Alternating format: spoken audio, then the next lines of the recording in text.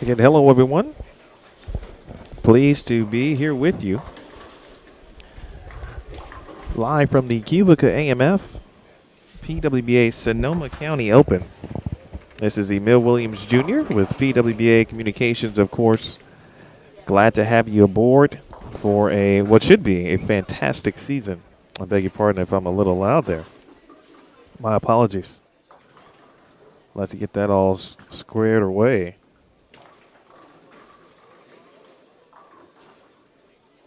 This is game 1 of 6, qualifying just underway. Our featured pairs will be 25 and 26, along with 29 and 30. Right now you're looking at 29 and 30 with Mariana Ayala, Carolyn Doran Ballard, PWA Tour rookie Amanda Fry, and Brandy Branca. Over on 25 and 26, we will be introduced to another legend, Leanne Holsenberg, Lindsay Boomershine, Colleen Radin, and Paula Vidal. If you're unfamiliar with the way the event format works for a standard event, 2 qualifying rounds on Friday, 6 games apiece. There'll be 6 games this morning, a break in the afternoon. We'll come back and do it again at 6 p.m. local time. Top 32 will advance to tomorrow morning's Cashers round. After that, we'll bowl 6 more games, I should say. And then we will cut to the top 12 for match play, round robin match play, where everyone will then be grouped into groups A and B by their position for match play. So if you qualified first, you would be in Group A. If you qualified second, you would be in Group B. Qualified third, Group A. Qualified fourth, Group B, and so on. So that's what we have for you right now, of course. Just early, a couple frames in. Big thanks to Jim Decker, Dennis G., Curtis Woods, and everyone here at Double Decker Lanes for everything they have done here to getting Double Decker Lanes ready to go. It's always ready, but being, of course, so hospitable and helping us with it whenever we need their assistance. It has been such a fun off season to kind of get things geared up from a social media perspective, everything kind of leading up to our first standard event, which is here. I'm going to take a small break. I'll come back, got some things to just post real quick, and I'll be right back with you. Again, you're watching the QubicaAMF PWBA Sonoma County Open live on Extra Frame.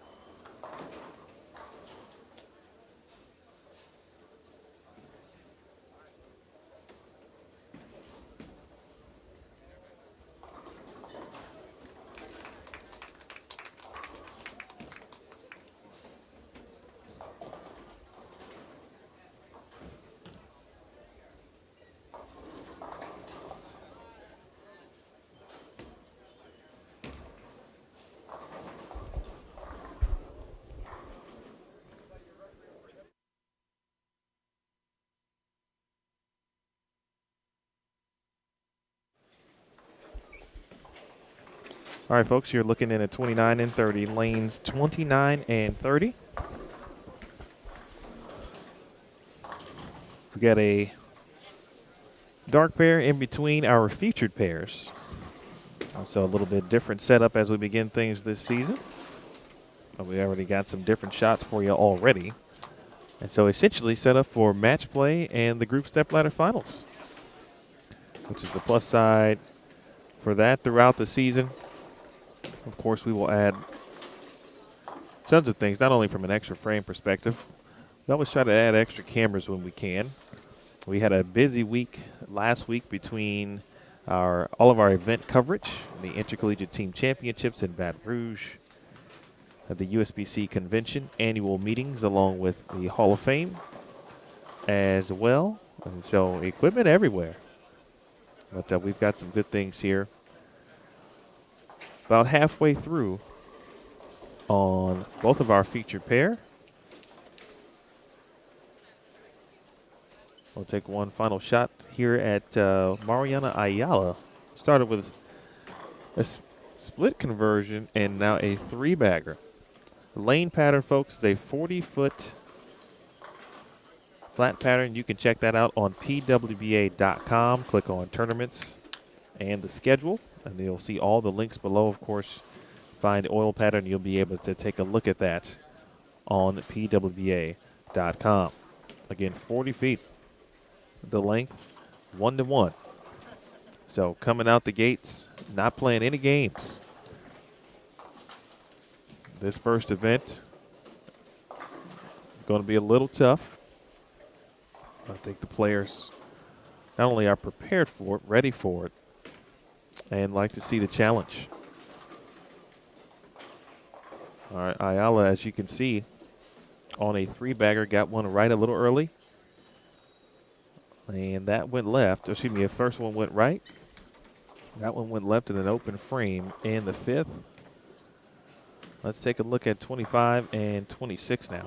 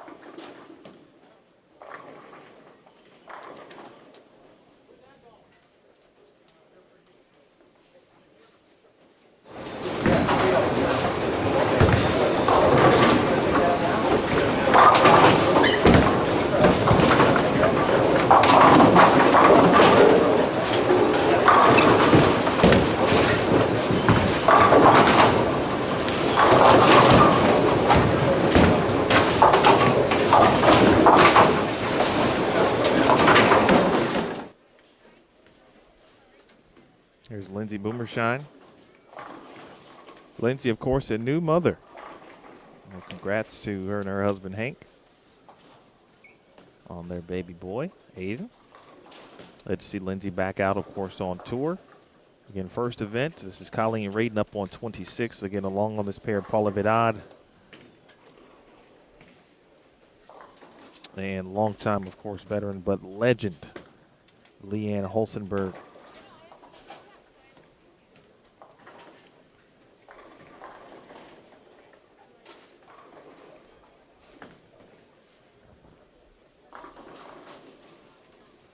Lots to get to today. First couple days included media training with the PWBA. The players took in a great session put on by Landis Communications.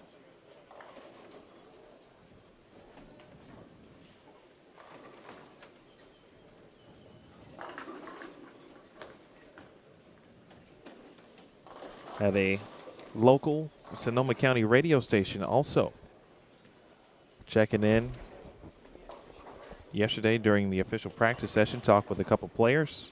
Froggy 92.9. Big thanks to them as well for coming out.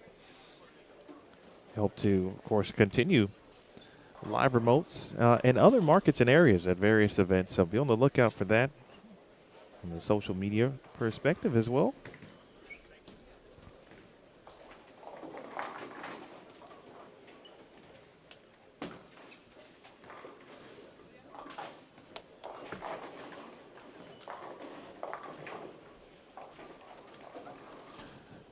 The defending champion of this event, Shannon O'Keefe, is in the field.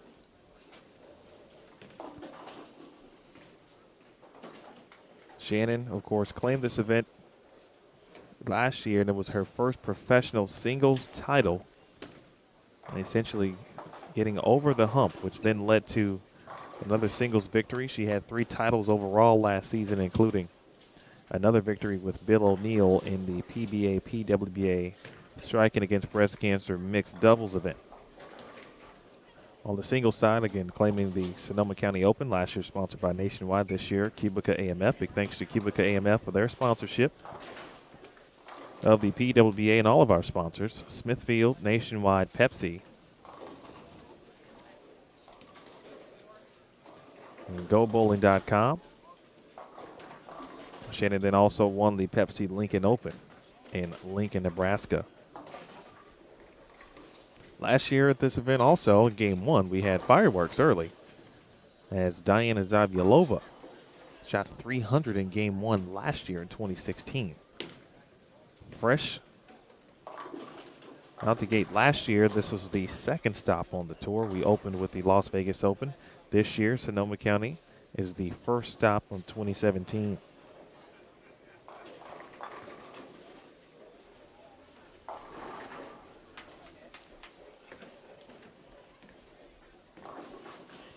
If you haven't had a chance, be sure to check out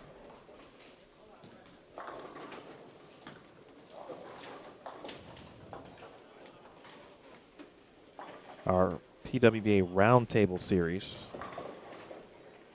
coordinated by Aaron Smith and several great media members in the field who participated. We talked a little bit about, of course, who we thought would be the PWBA Player of the Year, Rookie of the Year, and potential breakout star. Very good read if you haven't checked it out. It gives you a little insight, of course, and I will do the rest, as to what you might expect from the 2017 PWBA season, who might emerge. I won't go as far as to say they're our favorites because everyone's a favorite on this tour. The competition is so serious, anyone can win again every week. You could potentially have really 13, 14 different winners.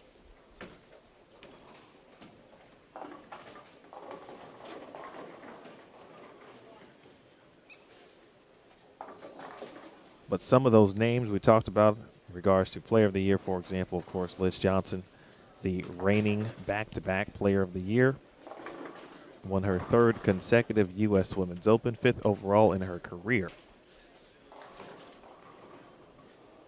Kelly Kulick. Kelly was injured last year in the back half of the season, had an ankle injury.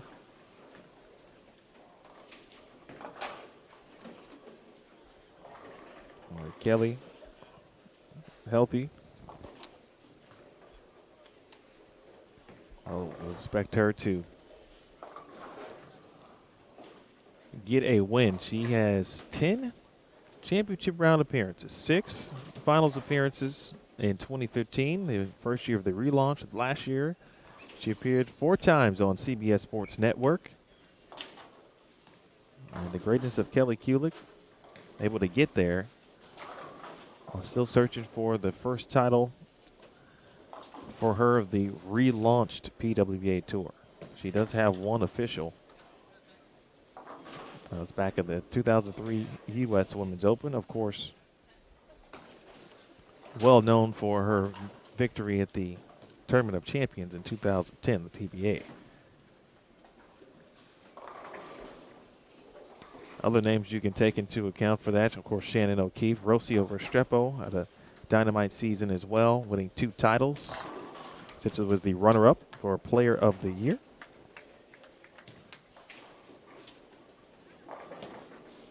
Finished second in points behind Liz Johnson. Had a chance to win Player of the Year at the Smithfield PWBA Tour Championship.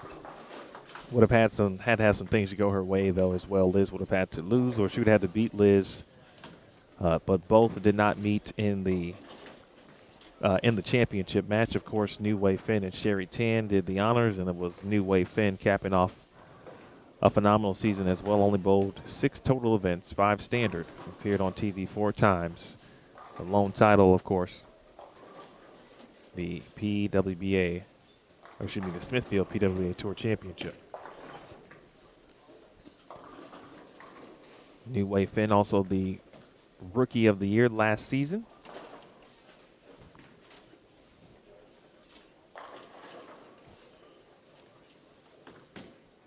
So dynamite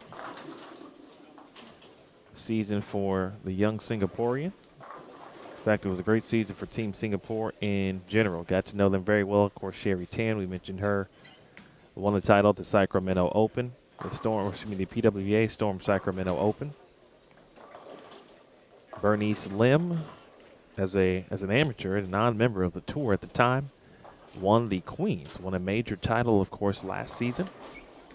Also a member of Team Singapore, we saw, of course, Jazz Real Tan, Daphne Tan, Joey Yeo, and just a phenomenal group of players, along with Team Malaysia as well. Shahidadul Hamidi, Sin Lee Jane making a couple of TV shows as well, making some noise. And so we look forward to seeing them as well at some point during the season. All of the other international talent are now members of the PWBA. Had some members from Team Australia as members this season. Look forward to seeing some members from Team Sweden as well. Sandra Andersson. Wagner, for example. Actually, a lot of folks may have picked her. Or it's some good conversation in regards to Rookie of the Year for Jenny Wagner potentially. She won the 2016 QubicaAMF World Cup, defeating Danielle McEwen in the finals.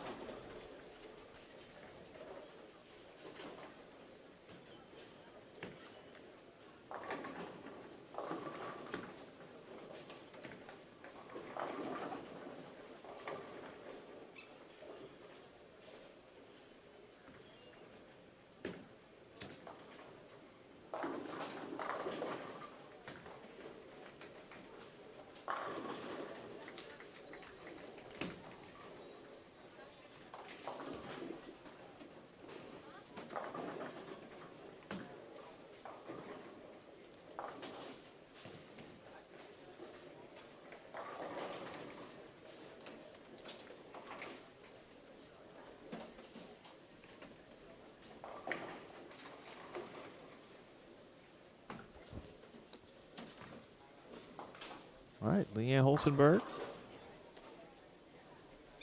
Spare in the 9th frame.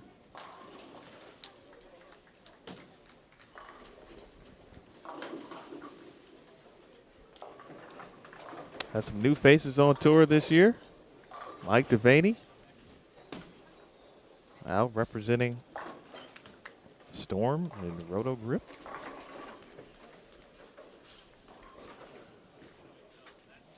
The ball rep, of course. We see the usual, if you will. Rob Gottschall, Ebonite. Brian O'Keefe, 900 Global represented as well. Motive. Buller. All right, here's Lindsay Boomershine. And Lindsay, nice double there. Big shot in the 10th frame, trying to get out to a good start. Had a pretty good look in practice. The practice session last night and this morning. For about the first 5 minutes or so, I saw a lot of balls go in the channel.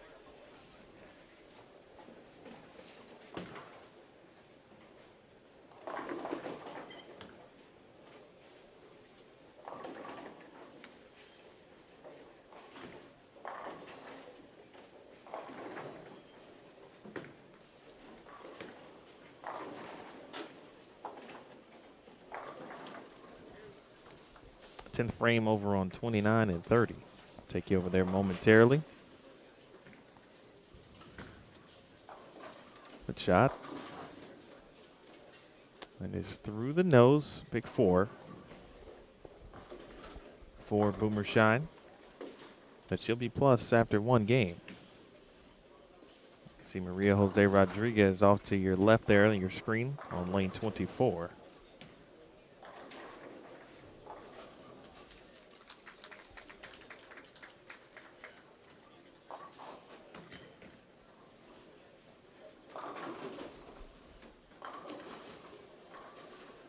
Double-decker lanes.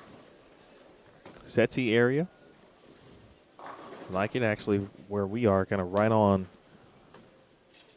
near the players. Almost like directly behind, out of space. From a settee standpoint to the back. And so we kind of get to be literally going to get to see and hear what's going on sometimes in regards to the players as they communicate.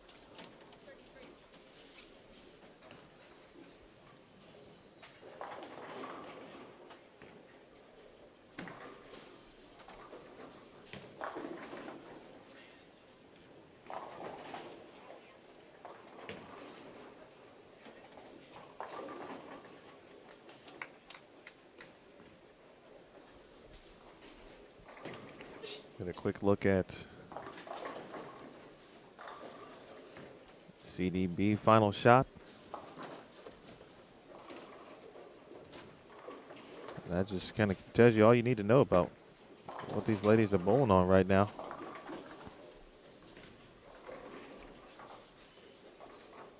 So Randy Branca on a double. We'll take you back there momentarily.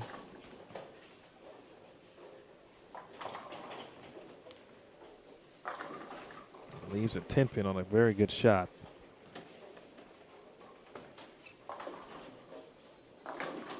Daria Pajuk from Poland. Part of that Rookie of the Year conversation. Just off to the left on lane 24. First shot in the 10th for a double. 3 to end things for Leanne Hulsenberg to shoot 200 even. 208 for Lindsay Boomershine. After the good start by Mariana Ayala, 10-pin won't go on lane 29. So she'll have a spare to deal with. Colleen Radin, 369.10.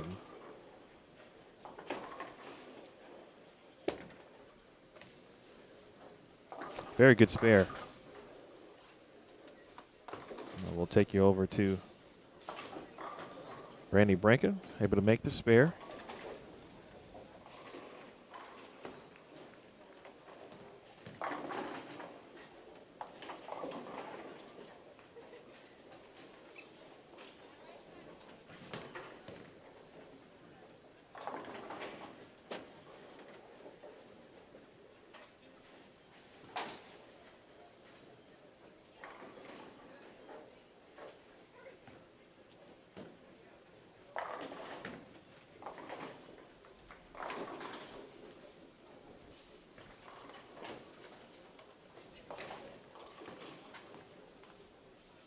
All right, Ayala with the spare. One more look at Radin. And that'll do it on 25 and 26. So 184 for Colleen Radin. Not a bad pair to start. 176, excuse me, high game 208, low game 176. On a 40-foot flat pattern, I think you'd be okay with that at the moment. Randy Branca, good shot. She'll finish with 181, had a great back half. From frame 6 on, she went 9 spare, double, 9 spare strike.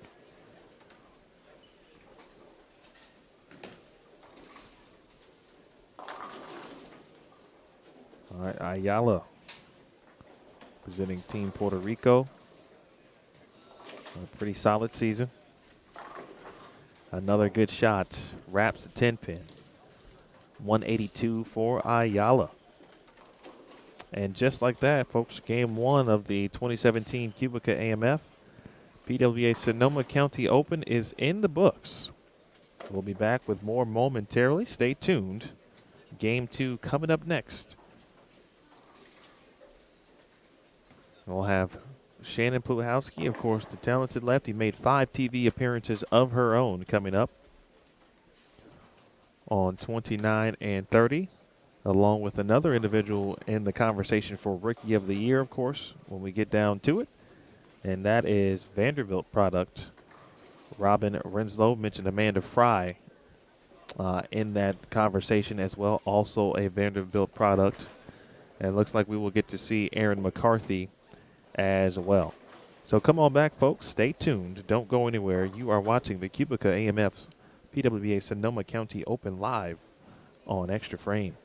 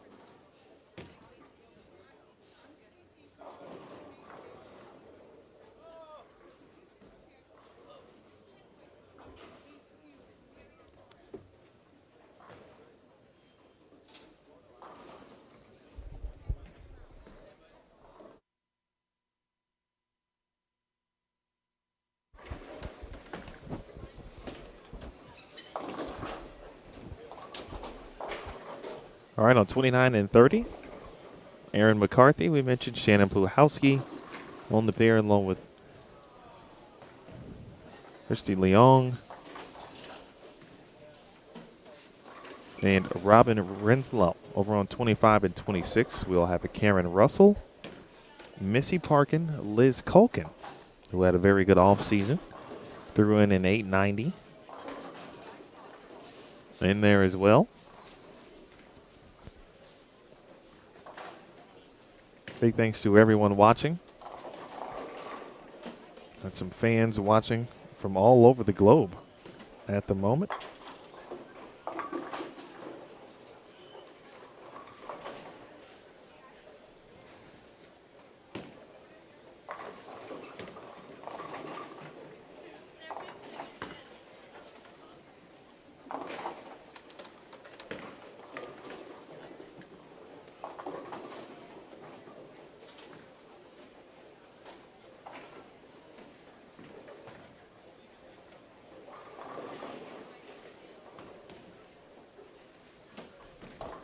There's Renslow. Mentioned she went to Vanderbilt. Two former teammates out here will be rookies together, essentially, from the same collegiate program. Again, Renslow and Amanda Fry. We're a junior Team USA member as well.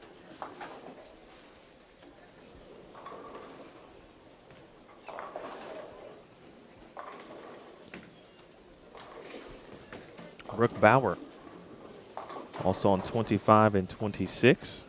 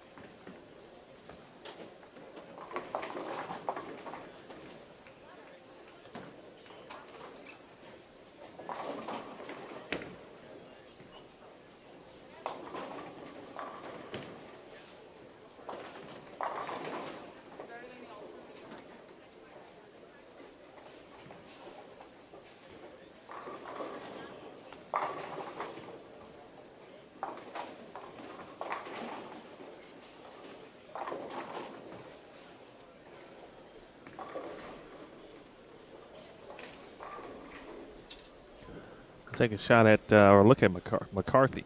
Take a look at her shot, I should say. We don't throw shots around here, especially not at Aaron McCarthy.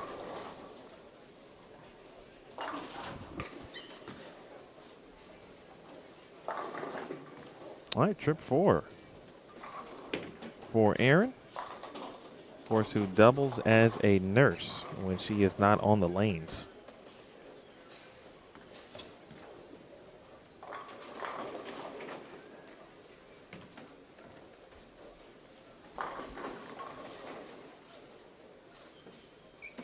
I have several nurses, teachers who will compete on a full-time basis, many on the PWBA tour. Certainly not easy by any means. Let's take a look at 25 and 26 for the first time. This is Brooke Bauer. And Brooke is through the nose, 3, 6, 7, 10.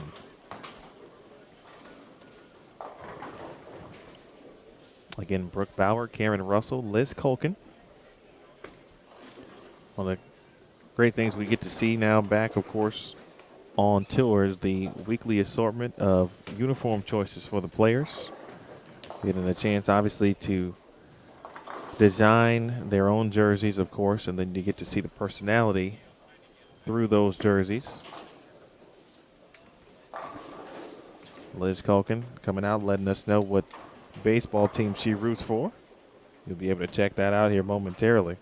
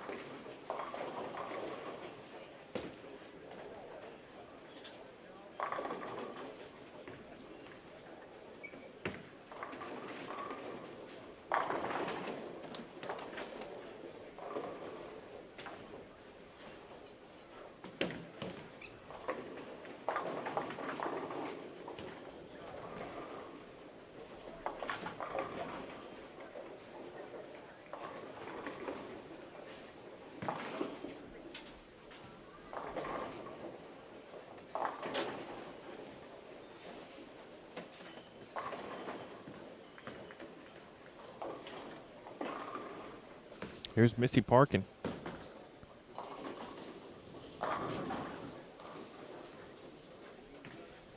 Missy playing outside a little bit here.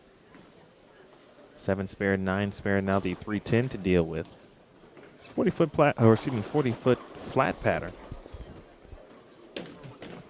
Well, you've seen some ladies already, of course, playing in. Flat patterns tend to do that for you, of course, a little bit. You see some very good rev rates, some high rev rates on tour as well. And so many of the ladies, that plays right into their favor. Others trying to play it outside. See some surface out there as well. That was a very good shot off camera from Samantha Shaden, actually. And right as I said that, that's exactly what she was doing. Had some surface. Playing right where Missy was trying to play there. She missed in a little bit. Important to note, folks, there will be no re-oil during the break. Switching up a little bit for you this season. Not every week we'll have that. There will be weeks where we'll have, of course, fresh in the morning and then fresh, of course, when we return. There will be some weeks where there will be fresh, like this week, and no re-oil during the break.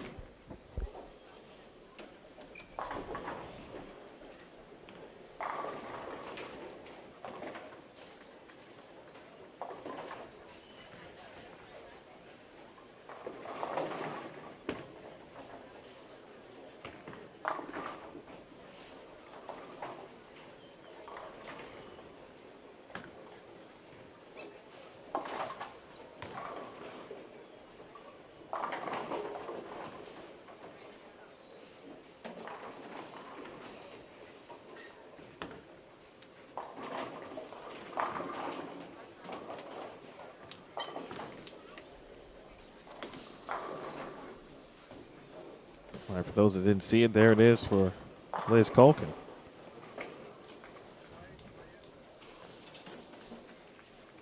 I don't think there's any doubt that she is indeed a New York Yankees fan. Based on what we're seeing here.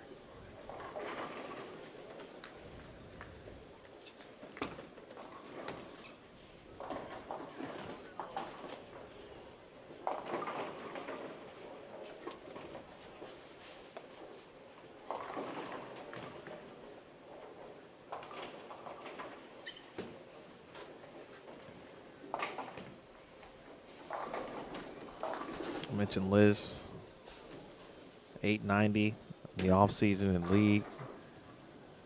The highest 3-game series for a woman. Good shot there for Culkin, now holding that record. If I recall correctly, she almost gave 900 another run a few months back.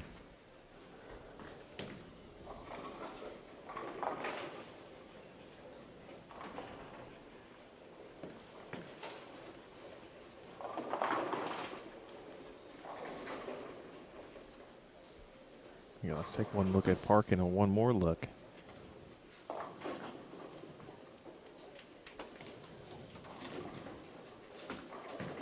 That's a pretty good shot there.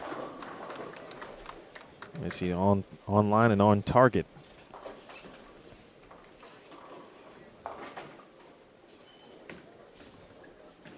All right, back over to Shannon Pluhowski here, stepping up in the 6th frame. Big thanks to, of course, the PWBA staff.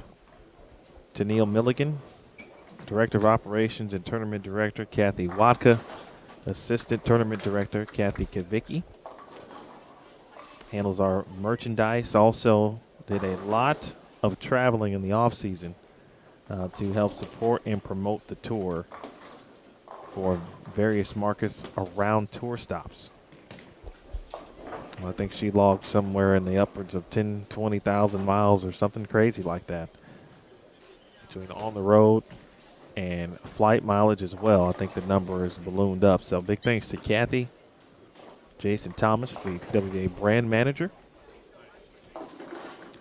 course, joint venture, the USBC and the BPAA. Chad Murphy and Frank DeSocio as well. I want to thank our vacation staff, Terry Bigham, Aaron Smith, and Matt Canizaro, all working hard in the offseason. Actually, Curran working hard right now, as Terry often does, doing some things behind the scenes. 2017 tour season, folks, is upon us. The first 4 stops: Sonoma, Sacramento, Fountain Valley. We'll head to Southern California before the first major of the season. That will be the USBC Queens, to be held in Baton Rouge, Louisiana. It is also where we will tape 3 shows. These 3, Sonoma, of course, Sacramento, and Fountain Valley. So the Queens will be on a small tape delay as well. A shot there from Renslow. Of course, you can check out the schedule on PWBA.com.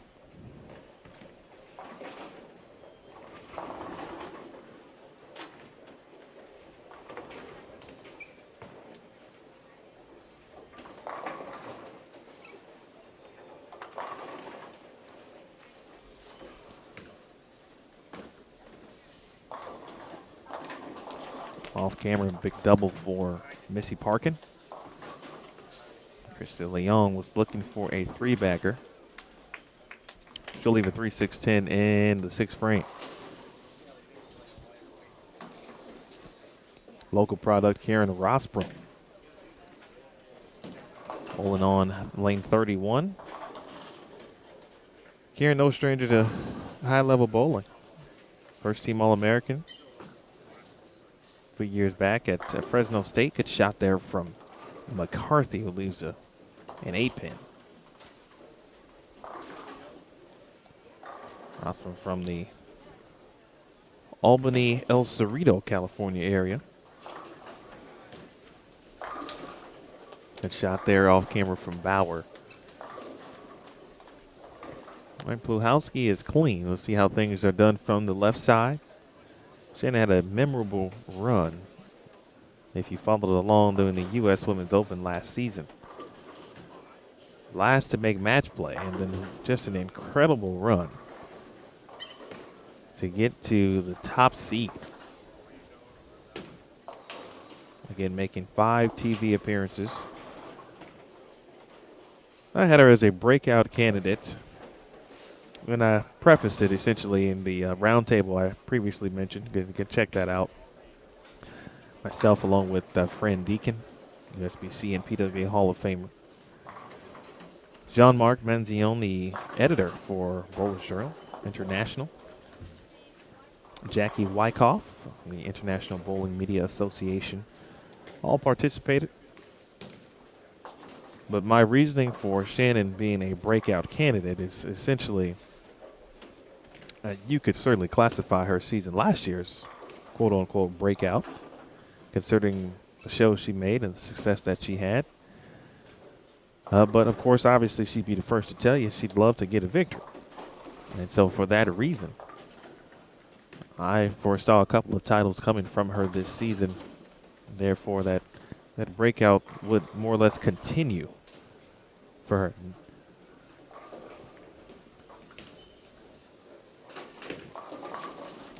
Takes care of business on the 7-pin.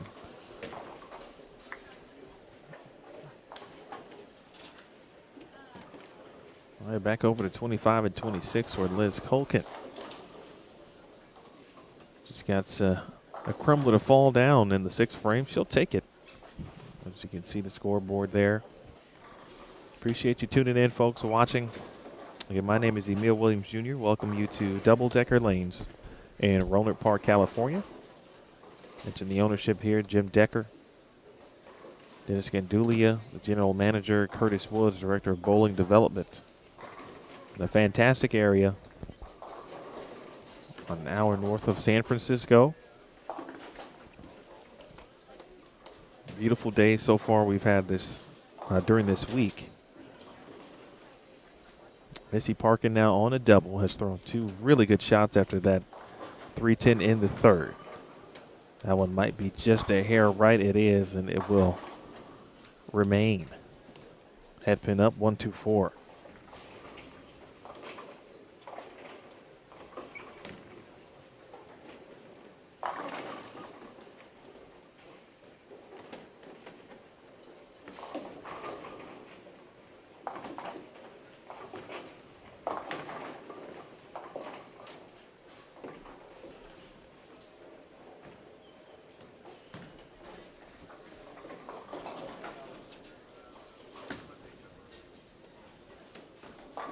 Karen Russell.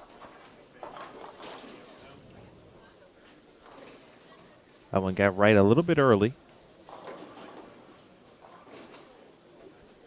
Did not get into a roll at all. She'll have the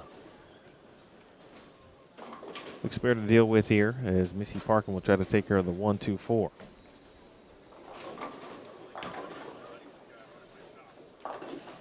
And right up the middle with the plastic ball there. Missy not taking any chances there. Always a smart move, especially on obviously a tough condition. Spare ball generally a must for most, depending on. Not everyone uses plastic. Some tend to shoot or use urethane to shoot spares and or whatever reactive ball it is. I, for example, tend to use a reactive ball. But no matter your choice, if you can go straight out or straight at it, take the hand out. Learned a long time ago, it's funny when you're in practice, it's good to practice just going right up the middle and at the head pin or 5 pin, because at some point you'll need to do that.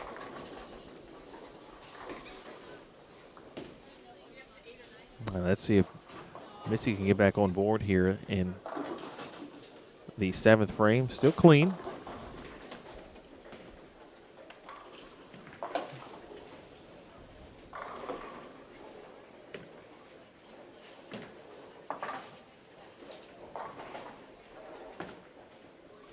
Missy from Laguna Hills, California. Down in SoCal. That one held. Another good shot there for Parkin. Get another look here, see if Liz Colkin can double, as well as Brooke Bauer working on a double already. Liz decked out in the pinstripes.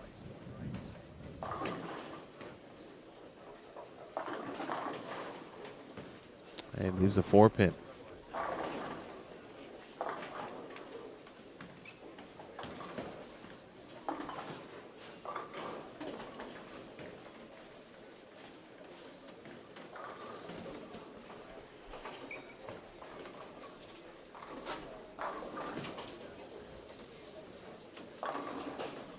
All right, Brooke gets away with one there. She'll take it.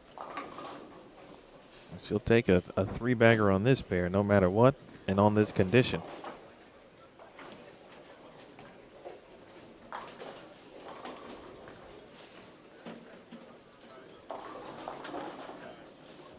Diana Z off to our right had 3 opens, 3 consecutive to start.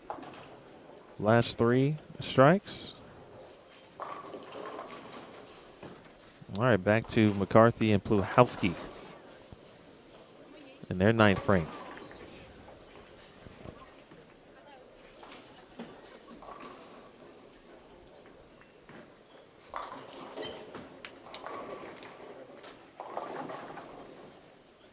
All right, Aaron just gets out of the 2-8-10.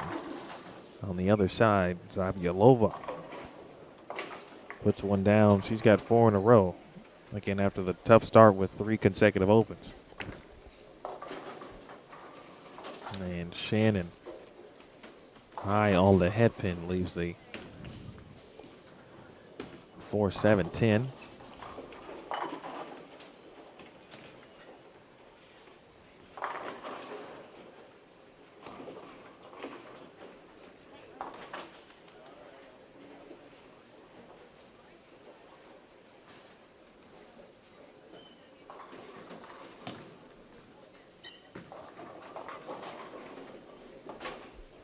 open frame for McCarthy.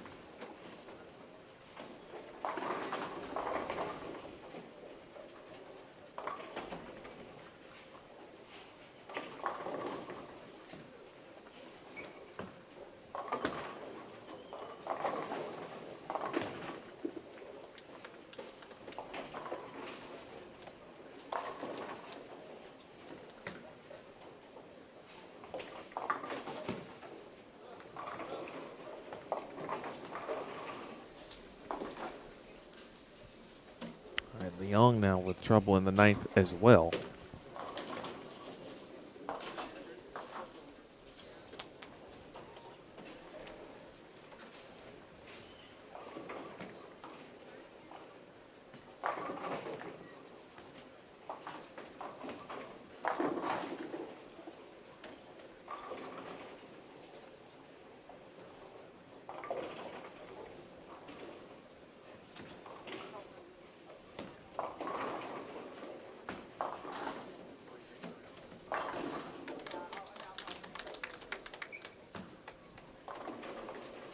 Missy was about, I don't know, 7, 8 pairs down. We had a lot of applause while she was bowling. A lot of fans for Missy. The fan support has been great here so far in Sonoma County, as it was last year. A lot of folks came out to watch practice last night, on hand, watching how, of course, professional athletes react and do their thing often.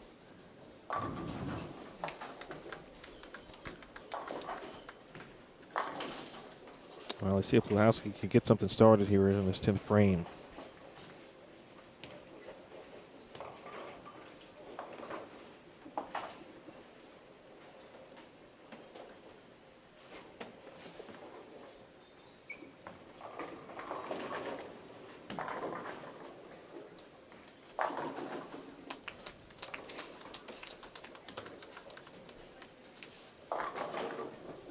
Oh, how about that? Not sure if that was the head pin or what pin that was. Very acrobatic first shot in the 10th frame from the pin, that is.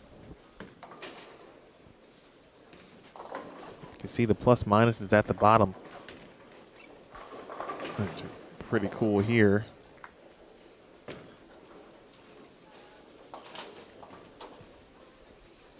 Those should follow the players throughout.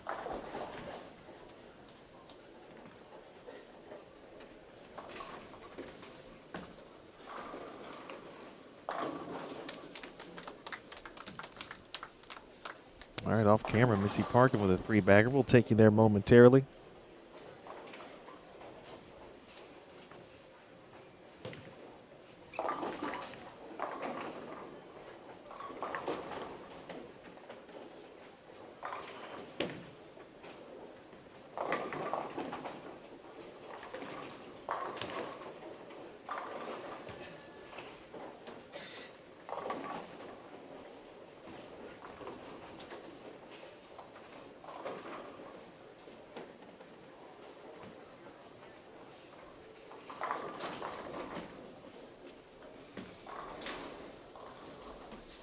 Falcon leaves the washout there. You can see it off camera, the left side of your screen. McCarthy trying to spare, not have back-to-back opens, and she does that. And Culkin makes the washout as well. Nice job there for Liz.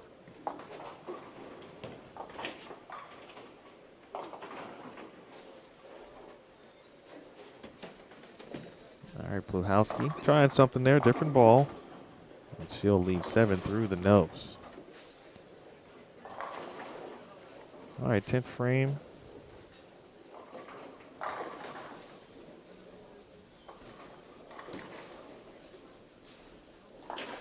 On 25 and 26.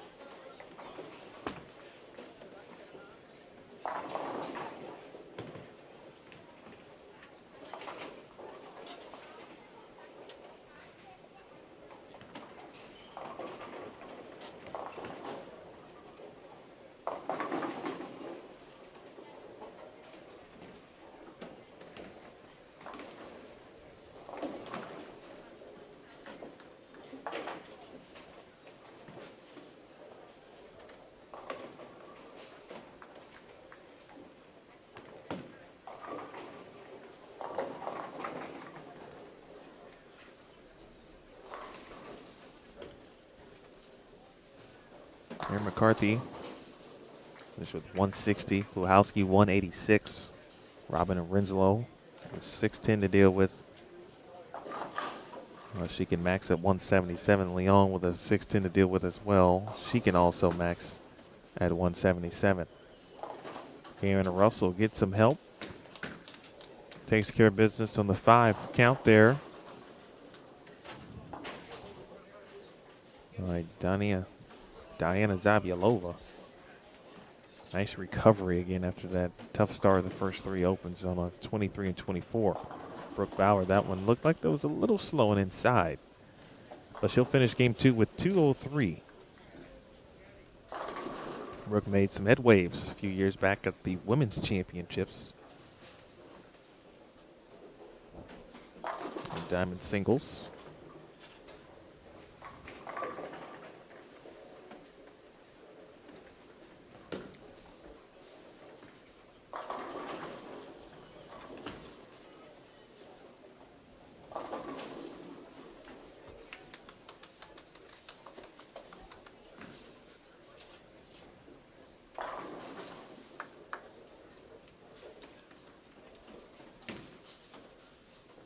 All right, 29 and 30 are complete here in game 2. Kind of rolling along here, folks.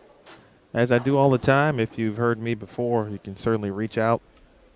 I love to talk bowling. Actually, sometimes when things are going wrong, the benefit of the chat in certain situations helps out to let us know, hey, we don't hear you, whatever the case may be, etc. So don't have that, but you can let us know via Facebook, of course, pwba.com, or excuse me, find us at PWBA Tour on Facebook, on Twitter at PWBA Tour, and on Instagram at PWBA Tour as well. Just posted a picture of Liz Colkin's jersey on Instagram. 2-pin there for Missy Parkin on the 3-bagger. Spare there would put her on the 220s with a good count. See Deandra Asbeatty, big double in the 10th. Deandra was in Baton Rouge representing Storm at the Intercollegiate Team Championships. Good to see her back out on tour.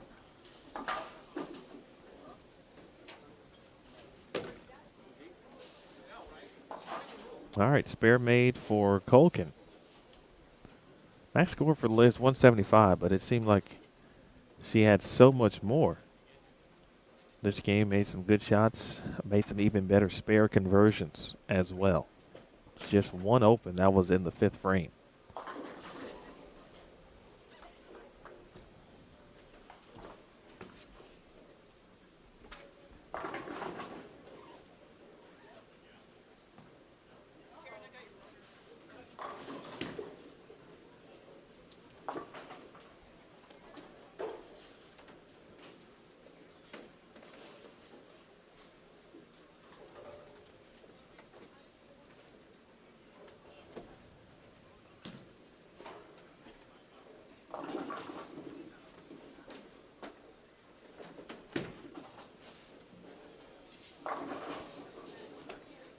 All right, that one gets away, but no damage done.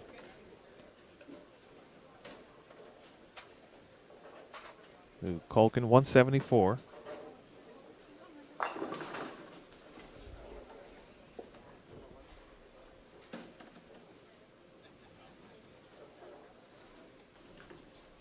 All right, final shot. Parkin for a 223. Tries a different ball and gets a little love. 223 for Missy Parkin. Nice game for the major champion. Of course, won the Queens in 2011. All right, lane change time, folks.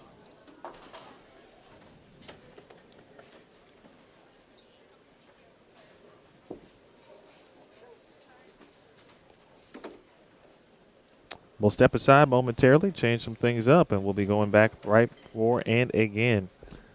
Back in a moment. The QubicaAMF PWBA Sonoma County Open. This is Bowl TV live on Extra Frame.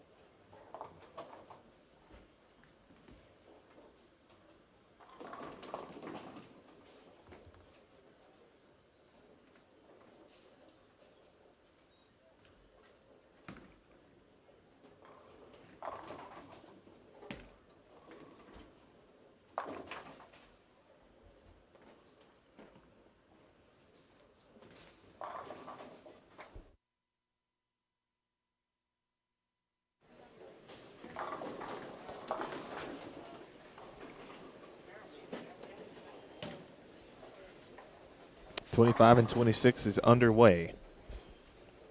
We are joined by the reigning back-to-back player of the year, Liz Johnson. Tania Moore. Tania, of course, big success at University of Maryland Eastern Shore. And trying to do that thing, of course, right here on the PWBA Tour. Had some pretty solid success. First year, the relaunch of 2015, last year as well, now back again. And that's the great thing about, of course, what we're doing here. Get to say back again. Well, that's the tour. Some late help on the 10-pin for Liz Johnson.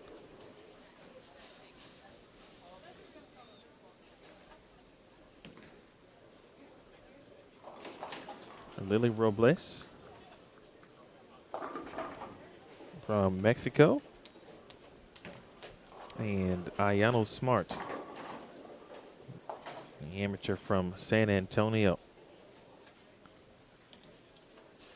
To our left, Shannon O'Keefe.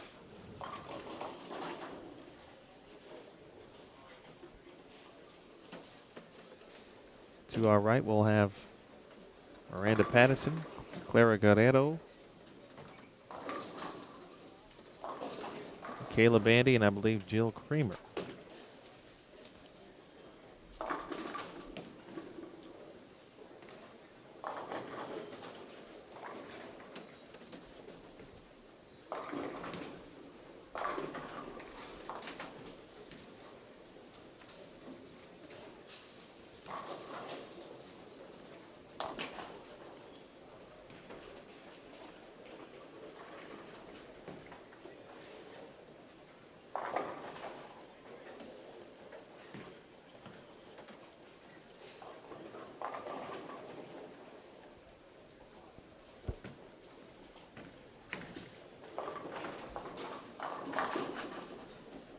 Good shot there from Tania Moore.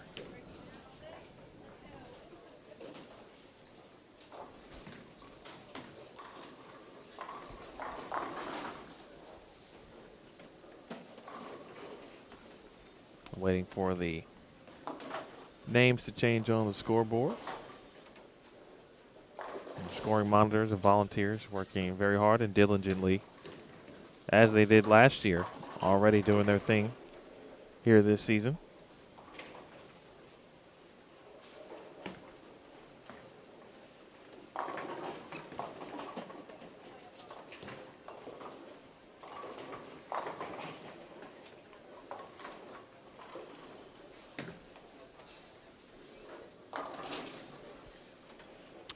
That one nowhere to go there for Liz. Missed in.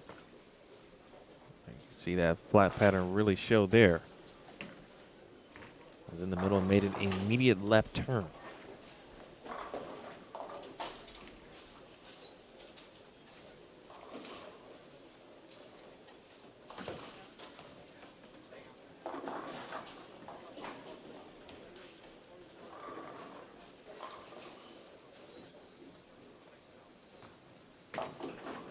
Looked like a really good shot there from Smart.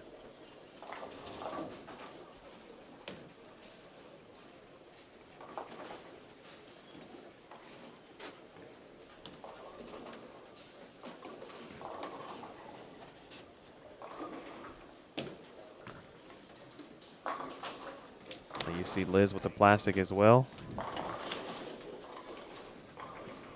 Taking care of business.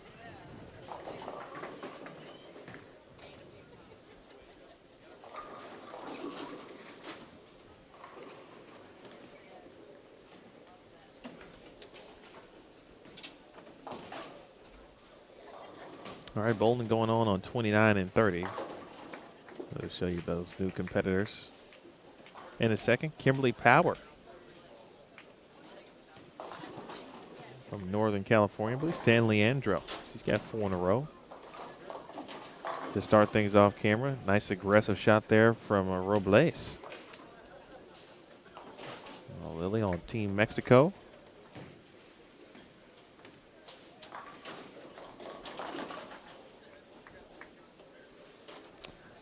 As the games go on, you can probably start to see the players more or less relax, but really kind of settle down slightly.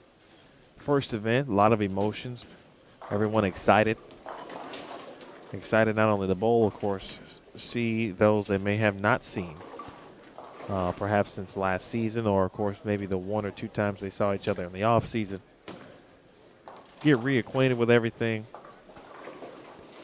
Meet the new player services individual, for example, who is Don Simonian.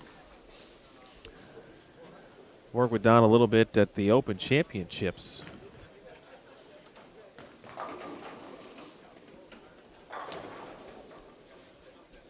Like I said, Tania Moore had a double earlier. I apologize. So in strike, 6 spare than strike. And now with a 10 pin. Pretty good look, though. Let's see how Liz does. We'll take care of business on this 10 pin. Again, folks, to communicate, we'd be happy to chat with you. You can find us in various ways: Instagram, Twitter, and Facebook. Facebook is Professional Women's Bowling Association -PWBA. Simply just do a quick search feature and you'll be able to see that. On Twitter and Instagram, you can find us at PWBA Tour.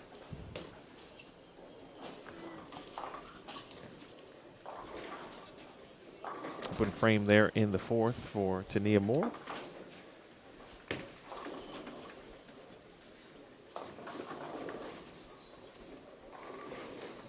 Robles, one more time. Oh, 8 pin. What a very good shot for Lilia. Well, something to keep note of.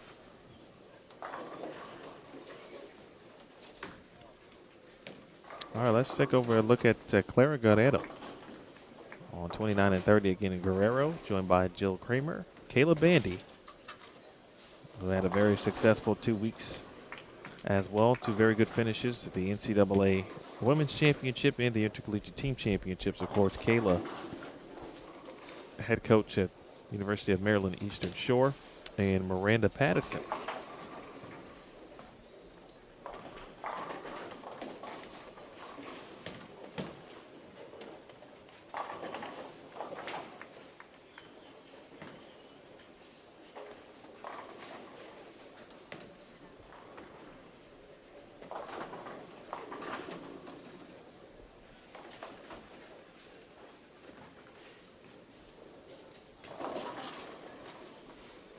This is game 3 of 6 in round 1 if you're just joining us. Emil Williams Jr., we welcome you to Bowl TV on Extra Frame, the online bowling channel of the Professional Bowlers Association. We appreciate the partnership between the PBA, of course, and the PWBA as we work together to continue to provide more successful ways for the PWBA Tour. One of them, of course, Extra Frame.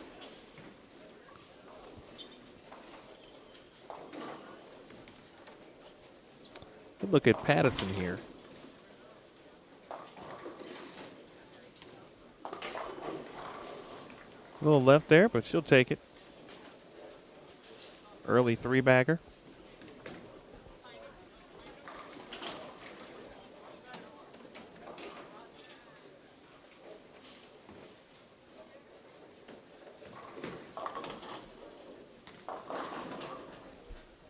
Now Kayla Bandy. Bandy, former collegiate star at Pikeville.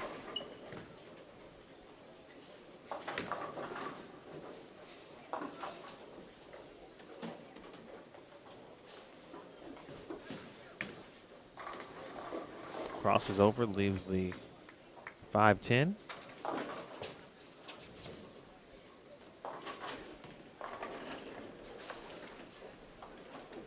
If you're curious who will join us on the featured pairs, again, 25, 26, 29, and 30. Again, check out pwba.com, go to tournaments, click on schedule. Find, of course, the first event, the very top one, QubicaAMF Sonoma County Open. Scroll down, you will find all the links you need from the roster, who's in the field, pairings, what lanes they'll be on, the oil pattern, the 40-foot flat. You can take a look at that yourself. And then, of course, results as we continue to move forward within our rounds.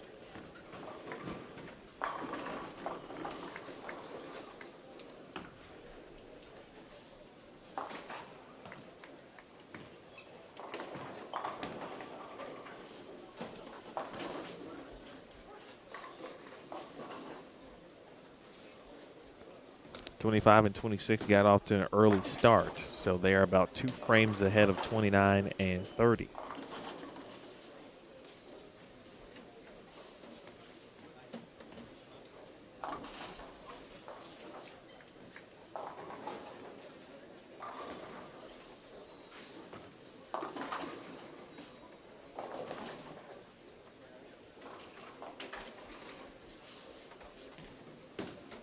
Always curious to know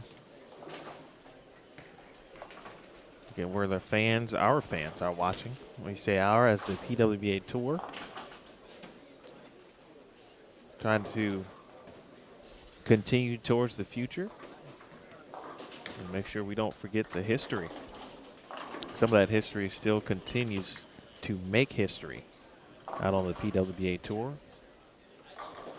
You had a chance to check out what we did in the offseason. One of my favorite parts was the Thursday segment again on social media, the PWBA Vault, taking a look at some matches from yesteryears, some champions, some first-time champions. All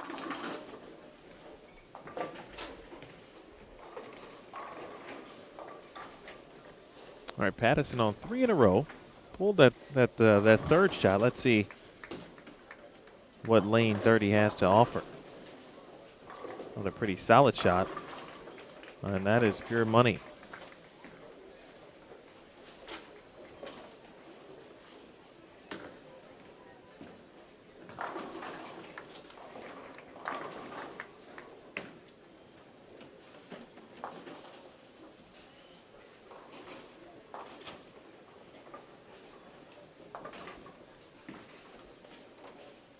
All right, Kayla struggling just a little bit. Let's take you back over to 25 and 26.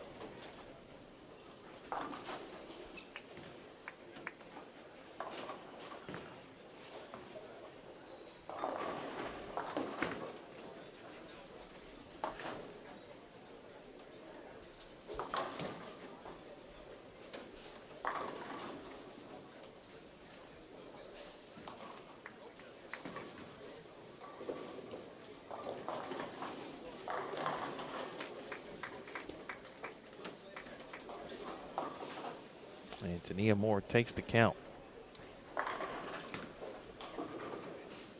All right, game 4 on 25 and 26. If you're curious, we'll have Brianna Cote, who won her first PWBA title last season at the PWBA Lexington Open.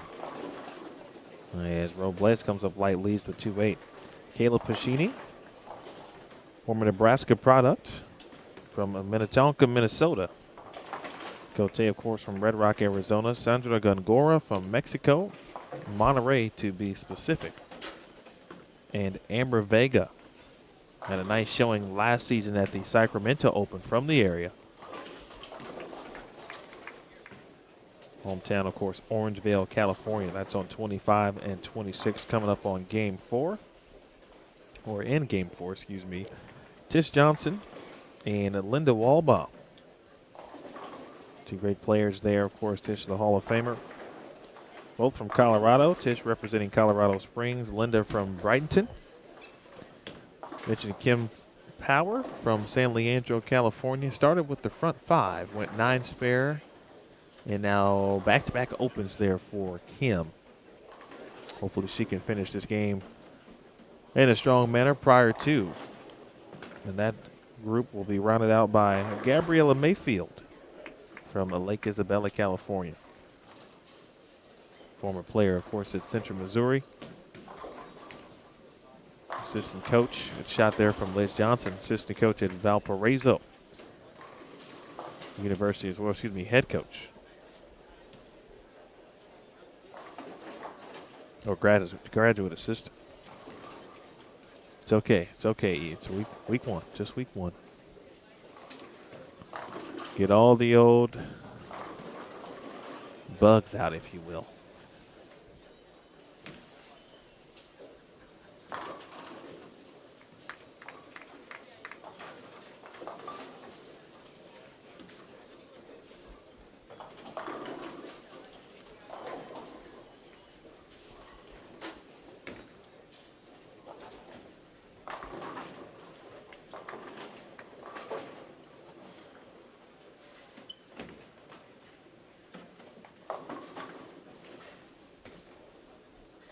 After a strong start there from Robles. Now finds herself in Splitsville on lane 26.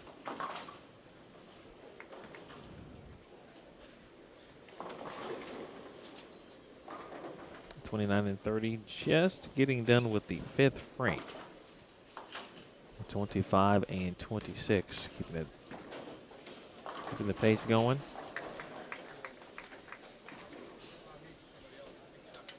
Hall of Famer Wendy McPherson in the field this week.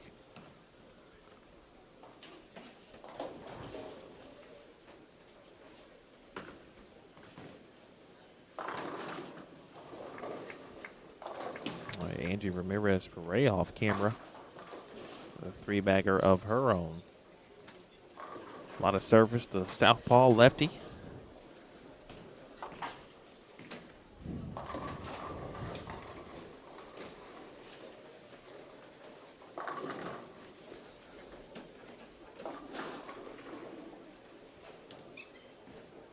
Look at Ayano Smart here. San Antonio.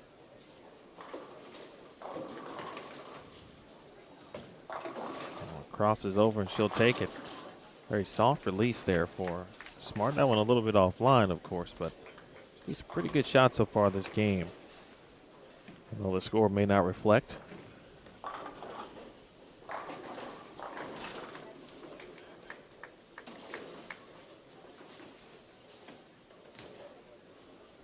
And here's Tania Moore.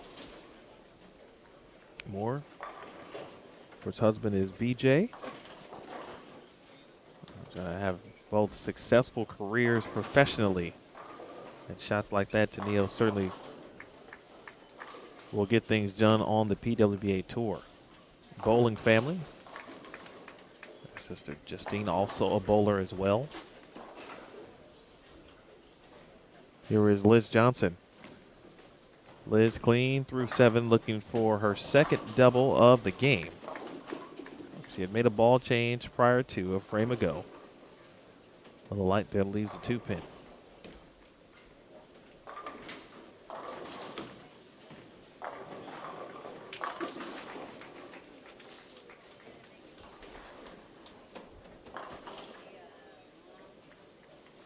All right, Smart one more time. That's a better shot. Wrapped in. Kim Power back on it down there with a double. Tish Johnson making some noise there. Tish with 5 in a row.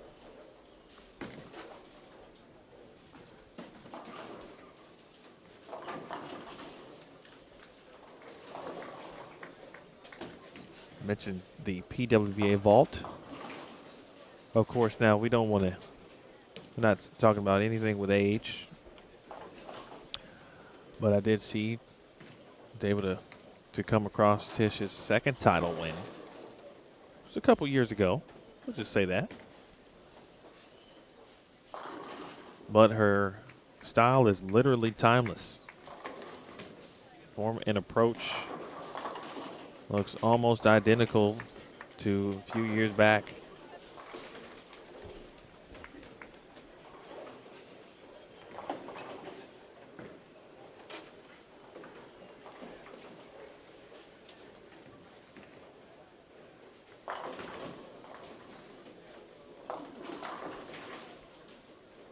Our featured pairs again this week, 25-26. 29 and 30. Now, if anything is going on that we can capture, of course, Jason Thomas will be running around the settee areas with the camera, of course, as you have seen him do countless times. But that is where we will be throughout the weekend. And, of course, the weekend is today and tomorrow, but a lot of bowling in our 2 days here in Sonoma County.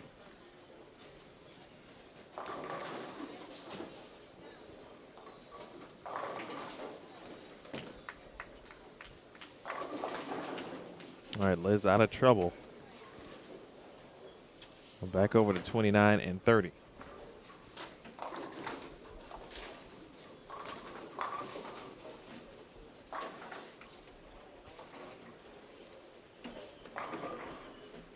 This is Miranda Patterson. A little light. Leaves the 2-4-5.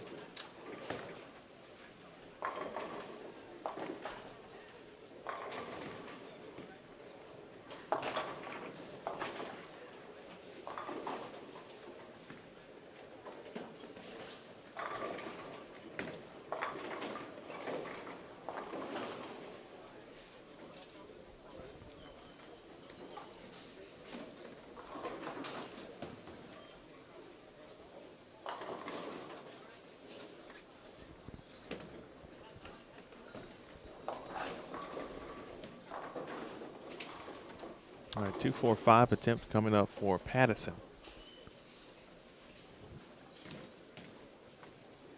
All right, good spare.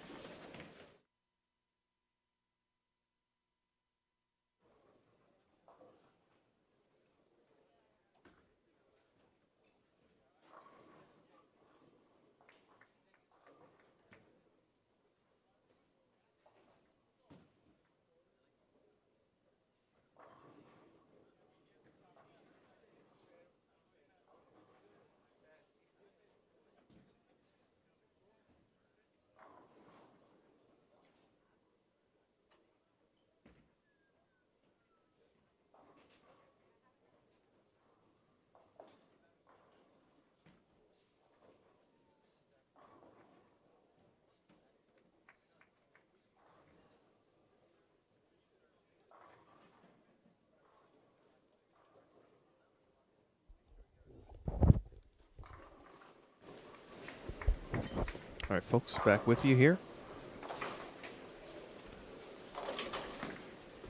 Take a look at Claire, and then we'll jump over to Liz Johnson. 4-9 crumbles for Liz. 25 and 26 will finish first. We'll keep it here for the time being.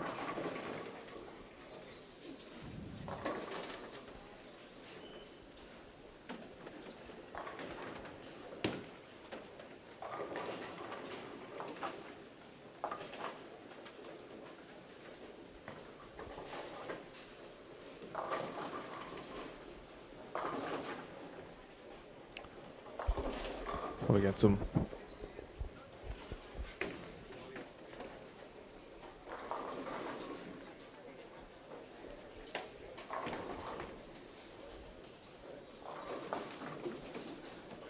folks taking care of business, watching on and commenting, of course, via Facebook.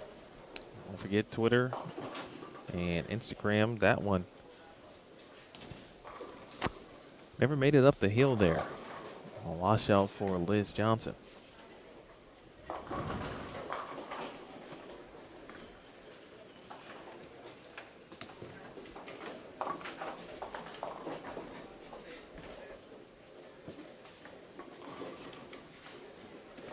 Scores after two. Danielle McEwen plus 73. Summer Jasmine at plus 48.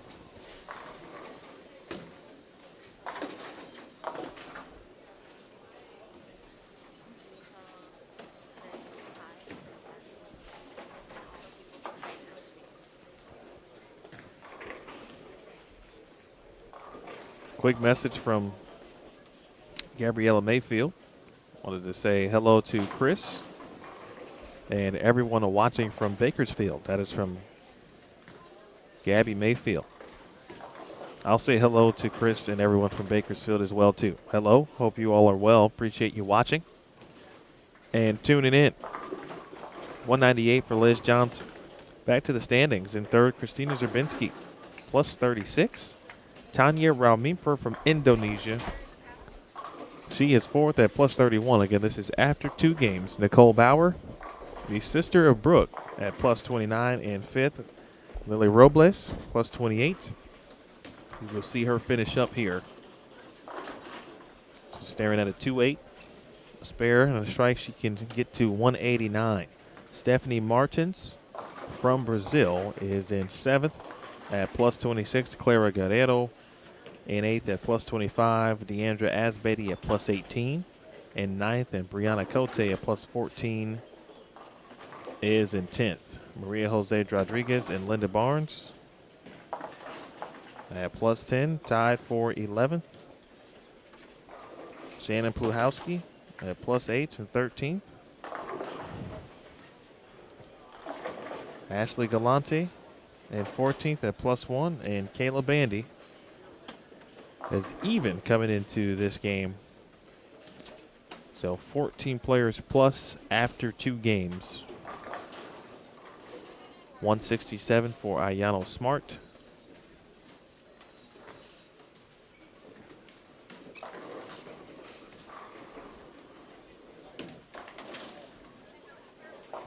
Robles may have tried a different ball there in the 10th frame. 6 count there, 185 for Robles. All right. Now on to 29 and 30.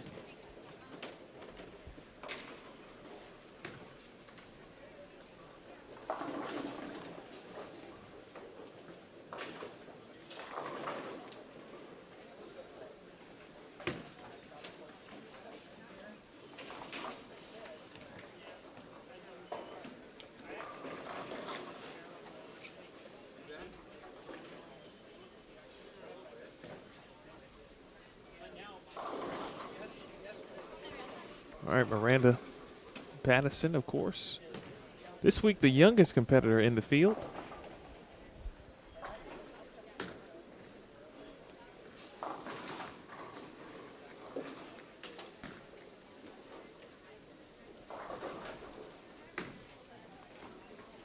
At 15 years of age. One of the better youth bowlers in the area here, locally. Getting a chance to experience life as a professional at least for a weekend.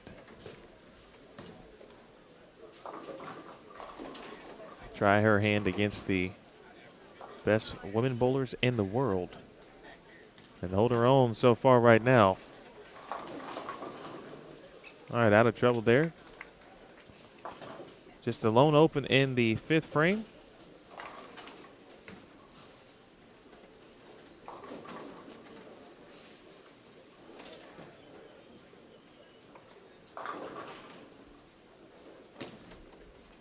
You see Tanya Lopez to her right. That camera view, you'll get a lot of 31 and at least all of 31 just about. A little bit of 32. Bandy needs some help, asks for it to push, and it does.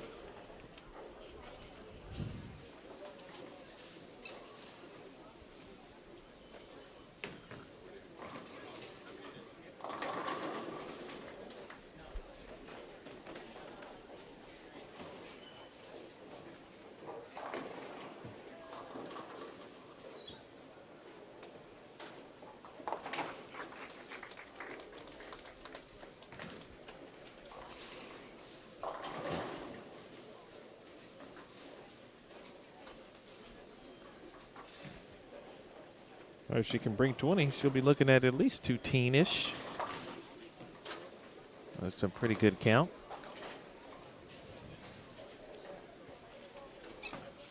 .25 and 26 off and running.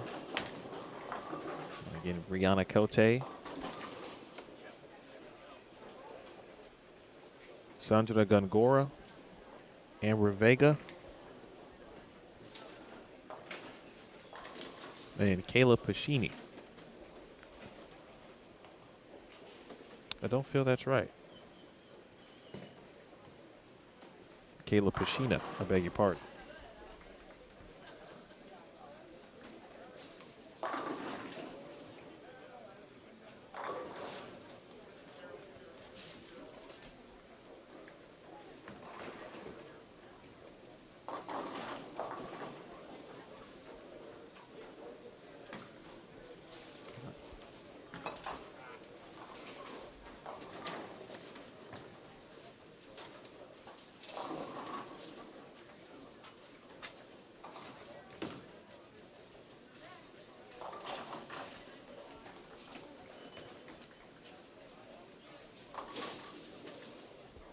Players making their way through for game 4.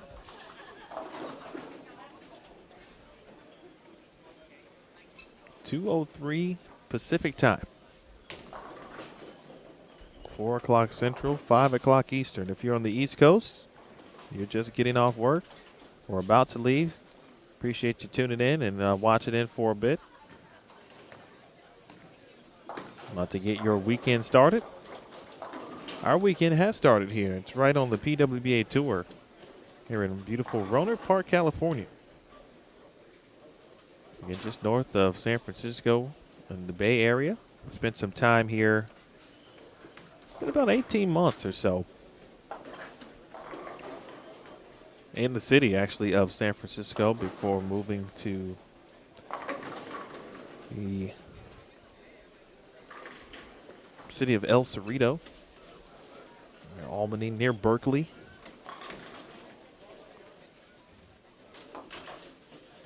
It is one of the more cooler and unique areas to live. It is absolutely great, incredible. Food, scenery, and everything you could want.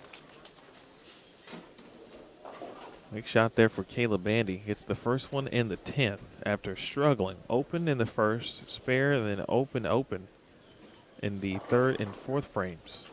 Since then, she's gone 8 spare, strike 8 spare, now a 3-bagger.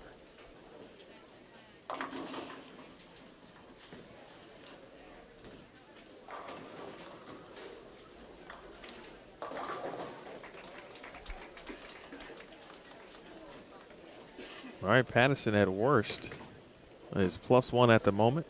Very solid game again from the 15-year-old.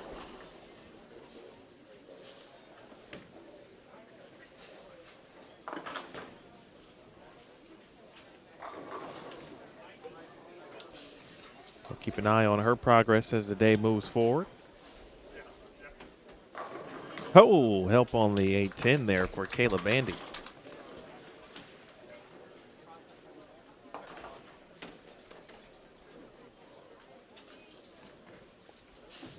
All right, good count.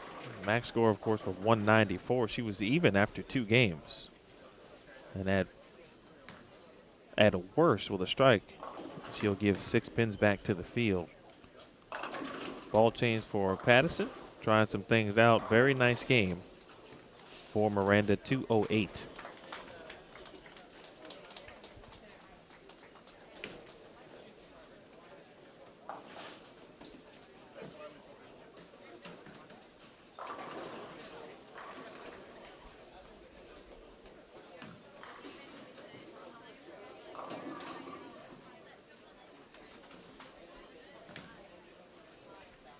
All right, one more for Kayla Bandy.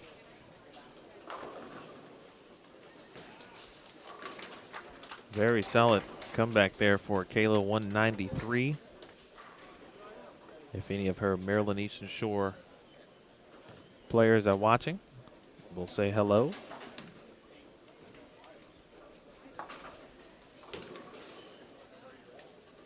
Clara Guerrero now. The double will get her in the 2-0s.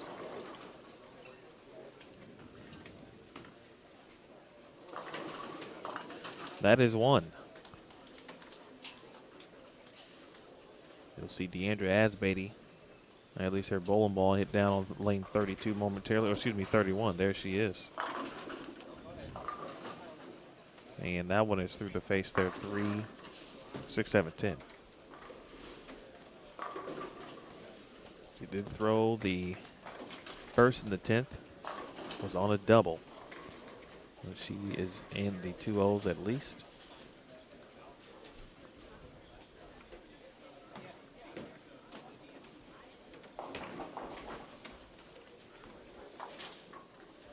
All right, so game 3 about to wrap up on 29 and 30. Looks like 31 and 32. Just finished game 3 as well. The high end, those pairs here, waiting to start game 4.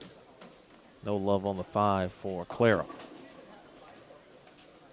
Spare will shoot, will give her 195.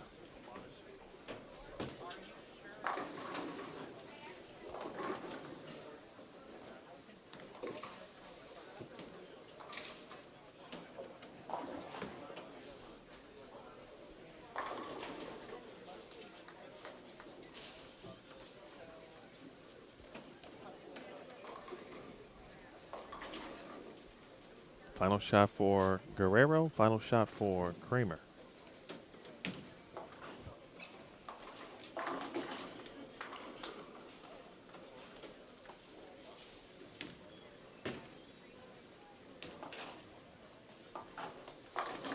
All right, 195 for Guerrero, 176 for Kramer now. Up to 25 and 26.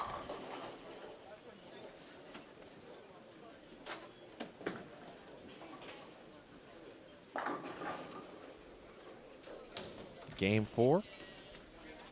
So she now to the early double. Again, my name is Emil Williams Jr. I welcome you to the QubicaAMF PWBA Sonoma County Open. Big thanks to QubicaAMF for their sponsorship of the PWBA Tour. There is Sandra Gongora. I don't think you can throw it too much better than what she just did there in the 4th frame. Sandra just really goes about her business when she's out on tour. Shot back-to-back, or excuse me, shot 300 in back-to-back weeks. Last season, Lincoln and Detroit. Made a television show. In fact, the very first one of the season last year. Maybe she could make that magic happen once more and again. Made the TV show at the PWA Las Vegas Open in 2016. Gongora, of course, someone we could talk about and that who could be a potential breakout candidate. I don't think it's any doubt about her talent level. But we could certainly see her make 2 to 3 TV shows, get her first title this season as well. 2017, of course, a lot of unknowns, if you will. We know who's who, in a sense, right? We know Liz Johnson, to this point, is still the best player on tour. She has been Player of the Year the last 2 seasons, first 2 seasons of the relaunch.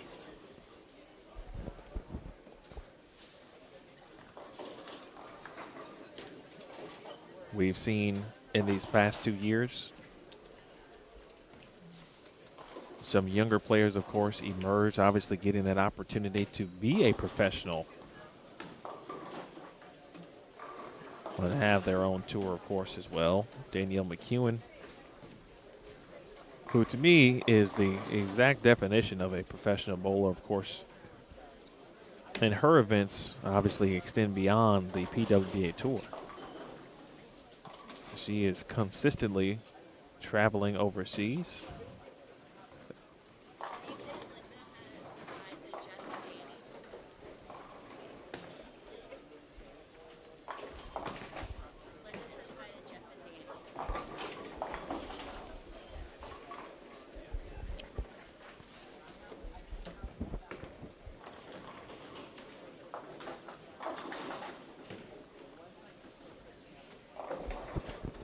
I missed my point there. Someone was chatting with me. Oh, Danielle McEwen. Yes, the epitome of a professional. And talking about her travel schedule, competing in world bowling events and European bowling tour events and everything in between. Really a phenomenal spot.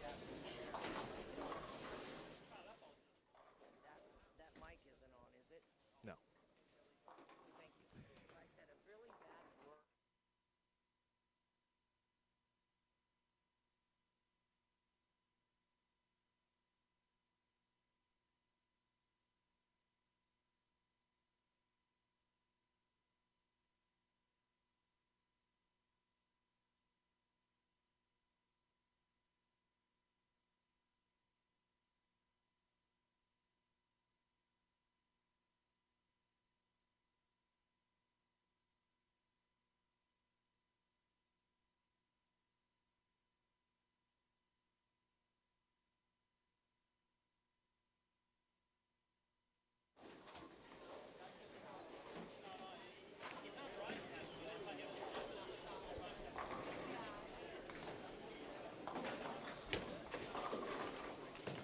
Jeff and Danny, hello from Linda Walbaum.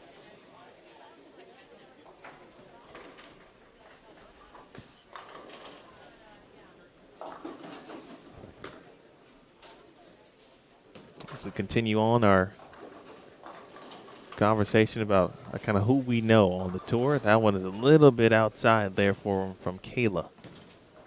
Open frame there. Again, we know Danielle McEwen. We know Liz Johnson. We know Kelly Kulick. We know Kelly, of course, is a dominant force, a trailblazer, a history maker,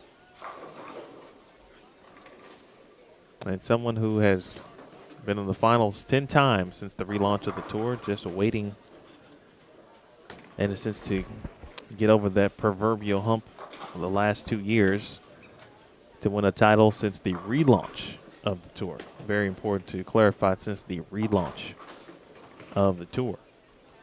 But she's been a mainstay. We know Shannon Puhalski, 5 championship round appearances last year.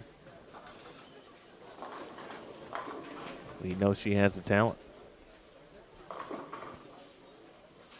There are certain players that we know. We now know Shannon O'Keefe. We knew her before, but she made it known very clearly by winning this event last season where she is as a bowler in her career at this point in comparison to prior years where she had opportunities and could not capitalize for whatever reason. Good shot there from Brianna Cote. We know Brianna Cote now as well. We know Brianna as a PWBA champion, winning the Lexington Open last season. After just a phenomenal collegiate career a few years back at Central Missouri, won every award you could win, multiple times. How about players like Amber Vega? We mentioned earlier had some success last year at the Sacramento Open.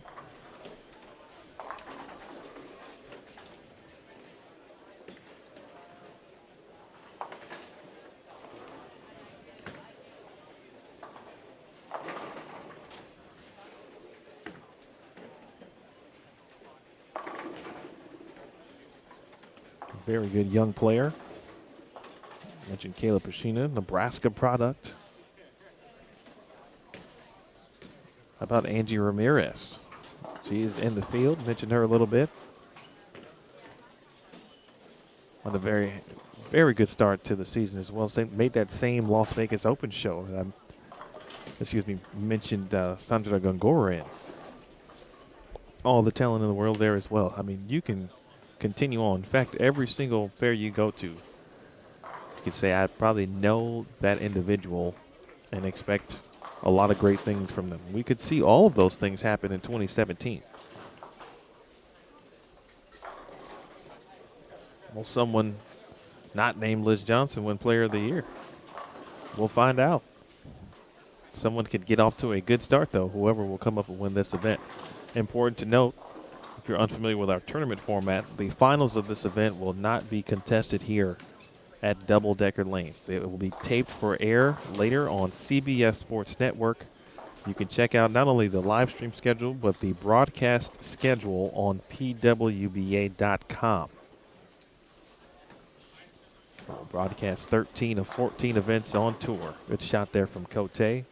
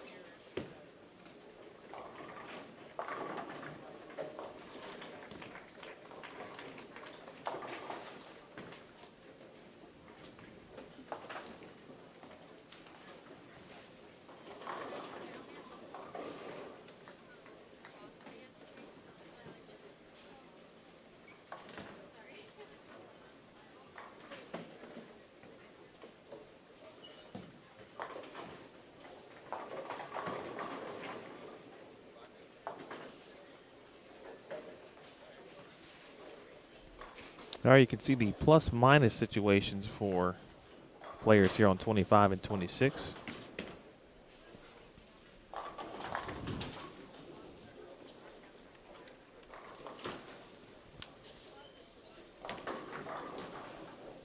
Here is Vega. A little high on the head pin. After Pashina, we'll take a look at 29 and 30 for the first time. Also take a look at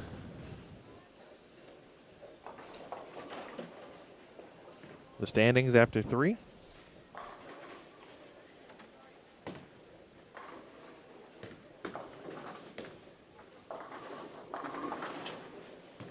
All right, Pashina knocking things over here. No live scoring this week. I know there will be several centers and buildings.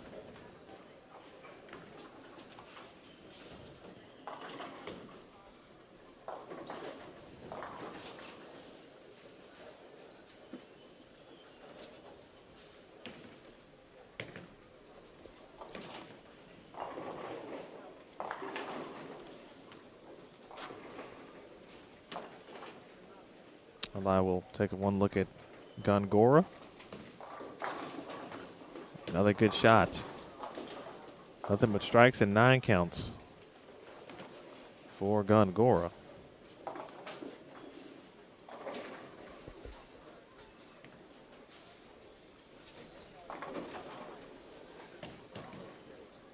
All right, Tish Johnson, Kim Power, Linda Walbaum, and Gabriella Mayfield on 29 and 30. This is Liz Johnson. Or Tish Johnson, I beg your pardon. Tish Johnson, the Hall of Famer.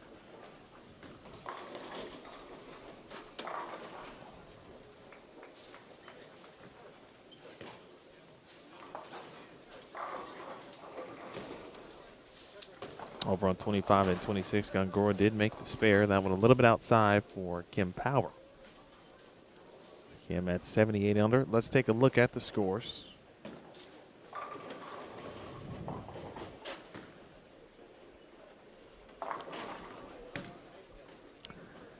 New leader in the clubhouse is Tanya Rauminper after 3 games at plus 75. Danielle McEwen in second at plus 65. Brianna Cote in third at plus 48. Summer Jasmine is in fourth at plus 30.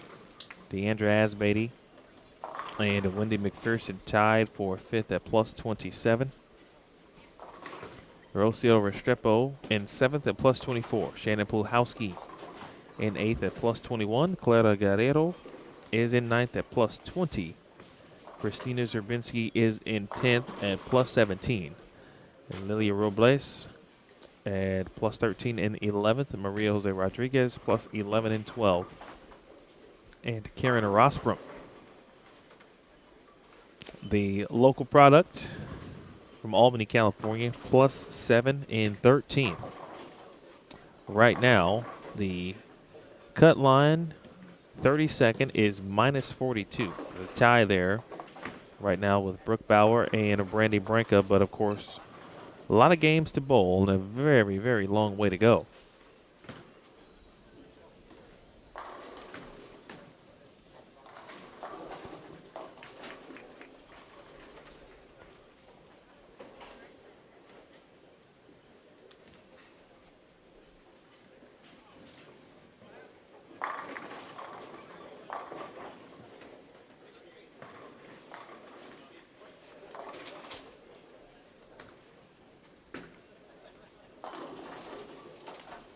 All right, Walbaum takes care of business on the 10 pin.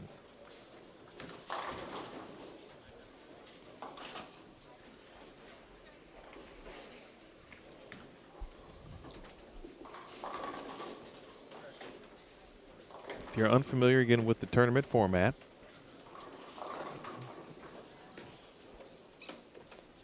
two rounds of qualifying take place on Friday. This is standard event tournament format I'm speaking of. 6 games in the morning, 6 games essentially in the evening, afternoon, or afternoon, evening. Cut to the top 32. Cashers round beginning at 8:30 a.m. on Saturday. That is the top 32. 6 more games. We'll cut down to the top 12 for round robin match play. Little caveat though for the match play round. Match play is broken up into 2 groups, Group A and Group B. So if you are leading, essentially when we begin match play, you will be the leader of Group A. If you are second overall, again in that top 12, when we head to match play, you are the leader of Group B. So you'll have 1, 3, 5, 7, 9, 11 in Group A, 2, 4, 6, 8, 10, and 12 in Group B. So essentially the round robin match play takes place within the respective groups. At the end of 6 games, or really after 5, there will be a position round.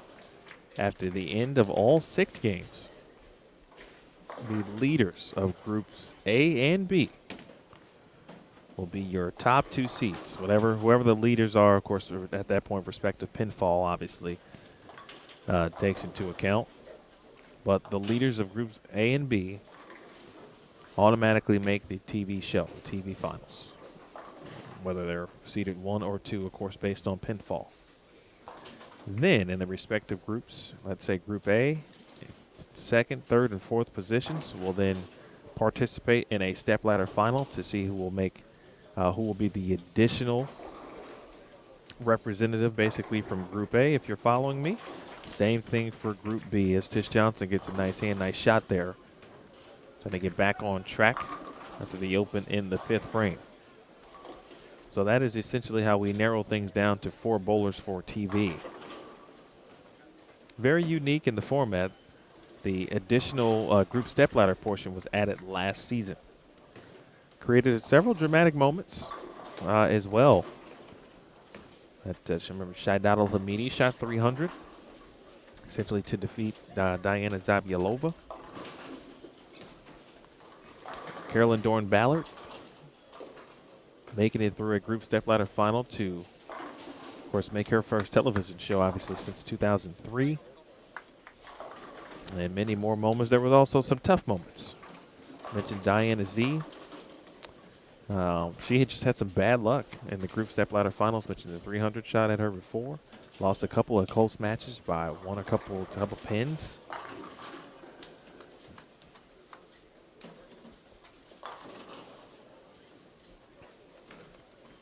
So that is the tournament format. We have all qualifying and all of match play. The cashers round, match play, and the group stepladder finals. We try to make that about as TV as we can, if you will. Let's head on back to 25 and 26. For the fans in attendance, obviously they don't get to see the TV finals or the finals of it in that regard. So the group stepladder final does present some great moments at the end. All 4 finalists are recognized, take photographs What another good shot. It's been a carry issue for Gongora. 10 pin, 4 pin, 10 pin.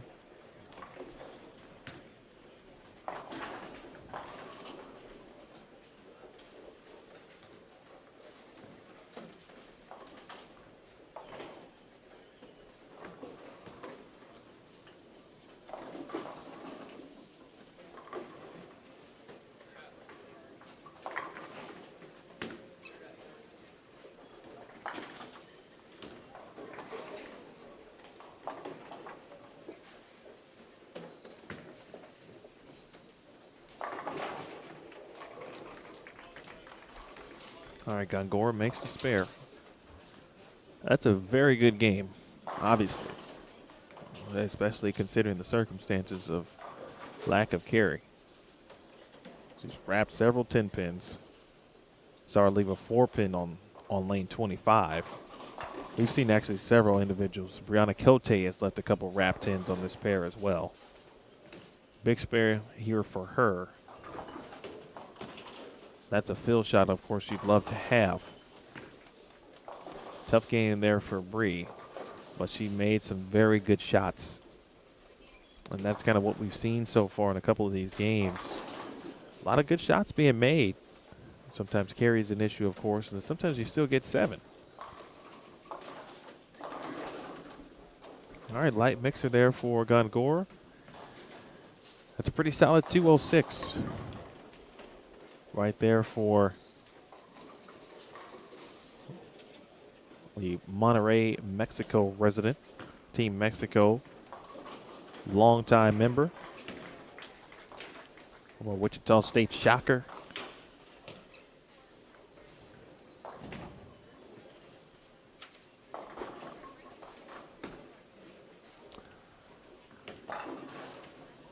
All right, Kayla Pashina. She started well, had some trouble in the middle of the game. Open frame, a couple opens, one in the 5th, one in the 8th. One more, she'll be in the high 190s. Open frame for Tish Johnson in the 7th. Here is Vega. That's got to get some help. Unable to leave just the 2-5. Big spare coming up here. Don't want to give too many pins back. She is minus 31.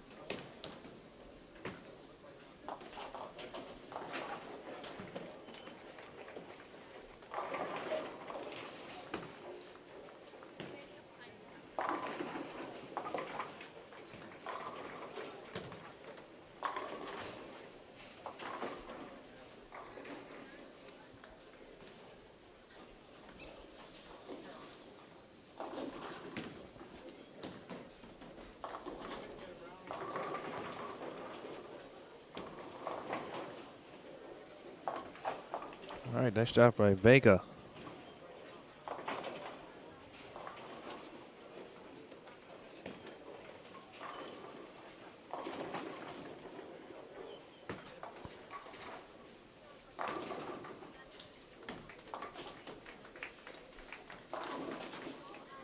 All right, Pashina does the job. Big double. And the final shot 9 count, 196. A very good score this weekend, no doubt about it. Interested to see, of course, how the burn will play. Again, no re-oil this evening in our second block of round 2. 188 on the strike for Amber Vega. And 25 and 26 has completed game 4. On to 29 and 30. Again, our 2 featured pairs.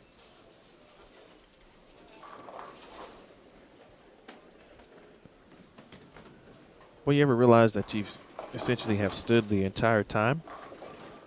I just realized that I had been standing probably for about 3 hours. Actually, more than that. Consider about the time you get here, spend a lot of time completing any additional setup that's needed, which is what I did this morning. Rechecking things, making sure things work, all standing. Just don't have it like I used to from the body perspective, so body will let you know. Hey guy, it's about time for you to take a little chill. I am not certainly in any type of peak physical condition in comparison to these athletes. Thinking about doing some segments where he essentially will, you would essentially go to the gym with a player and they would take you through their routine. Only problem with that situation is there would need to be some type of liability, and no one would cover that. Because you can't just be passing out trying to keep up with somebody like Danielle McEwen in the gym.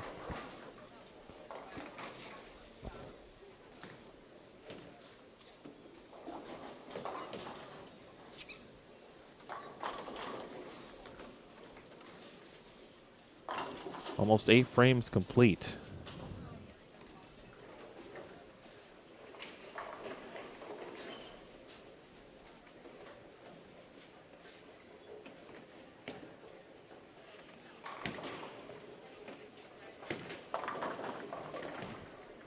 A lot of fans, a lot of local fans, I should say, keeping an eye on Karen Rosper.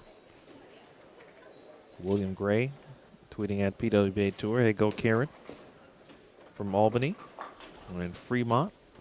I believe Karen also works at Cloverleaf Bowl, if I'm not mistaken. I'll keep you updated, William, if you're still watching. Be sure to check out PWBA.com and all of the standings, of course.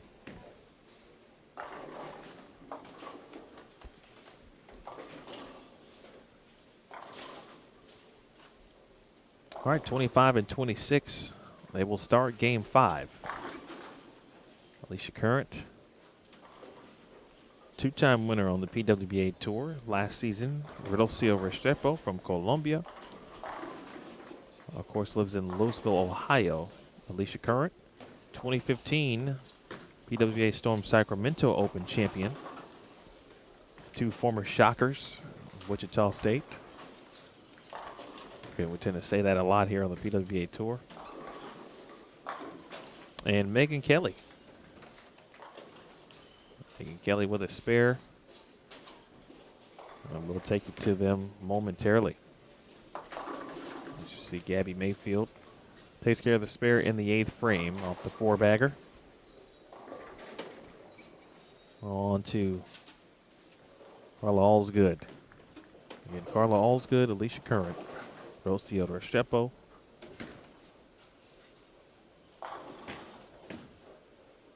and Megan Kelly.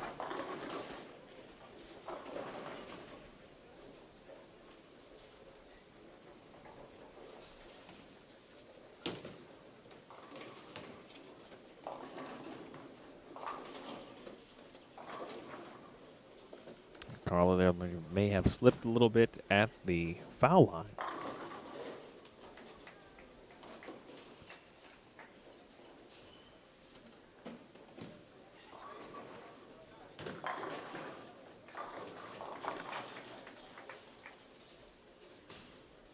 All right, first shot here from Restrepo. Rocio always, if not energetic, showing her emotion. Part of what makes her who she is. You saw genuine raw emotion at the Greater Detroit Open last season, if you recall watching that on CBS Sports Network. A young lady who had put in a lot of time and work.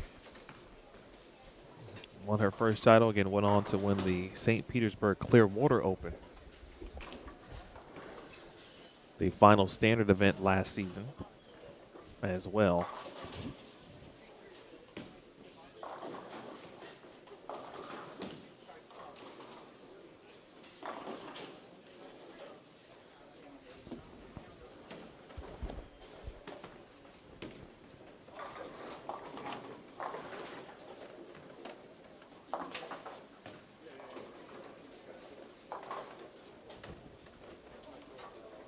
Good shot at a 2.45. That one's always a tricky one because you can chop it in a couple ways. It's odd.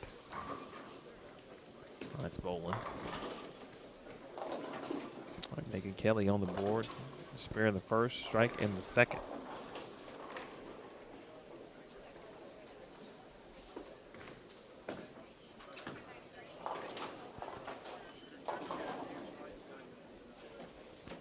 Alicia Curran, the 2-pin.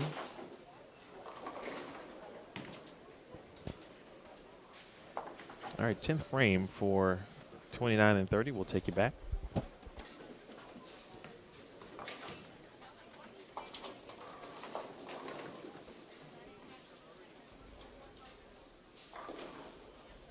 But a tough pair here for Tish Johnson, who was 33 under after 3.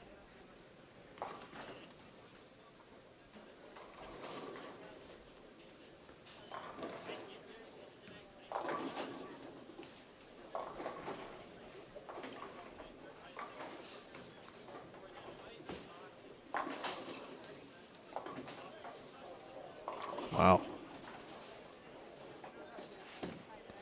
That was a very good shot at that.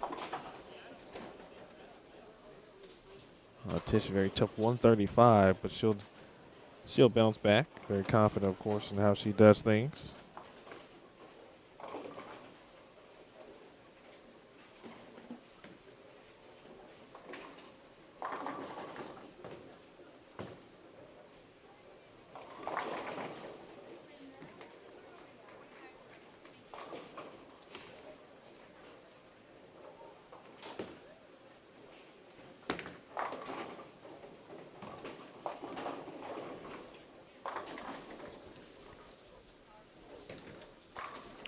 Power, a little bit outside as well. There is Linda Walbaum.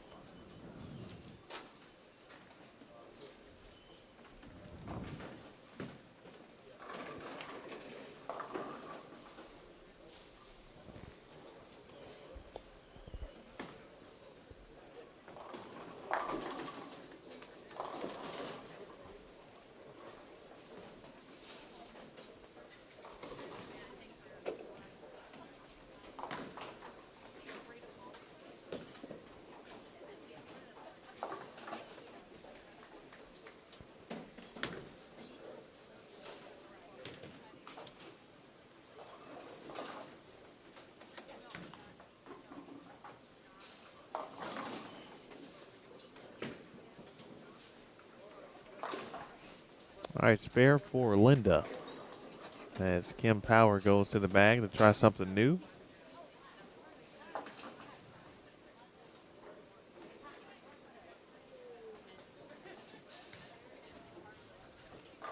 Spares,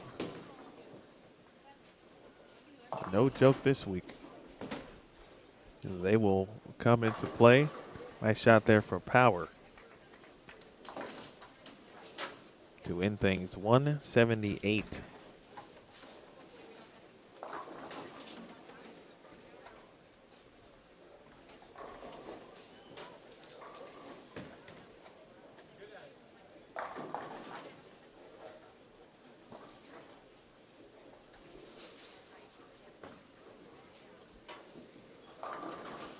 How much going on to our left? As bowlers continue to make the charge to other lanes.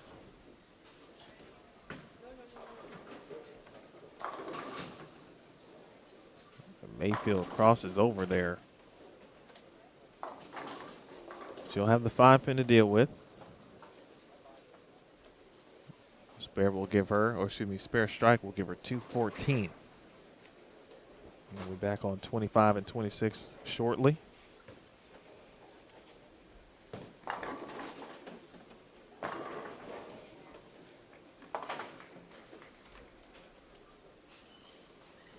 And Mayfield finishing up game 4.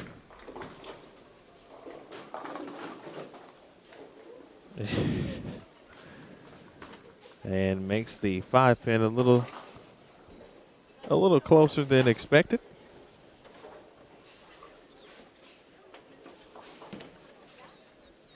On 29 and 30, you'll have Nicole Bauer, Linda Barnes, Wendy McPherson, and Kayla Johnson.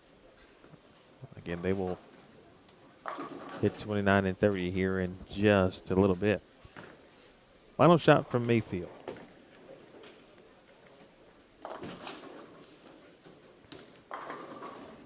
Gabriella had a very good run last year at the Players Championship amidst tragedy. As that one, Brooklyn again, the family's home, was lost in the wildfires in her native Lake Isabella, California, but able to persevere through a tough weekend and a very nice showing. Now on to 25 and 26 here for Restrepo.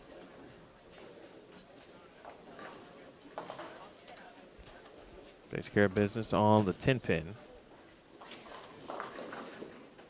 There's Alicia Current. Strike, spare, strike for Alicia. Mentioned the champion of the Sacramento event in 2015. In fact, won the first event of the relaunch tour, first standard event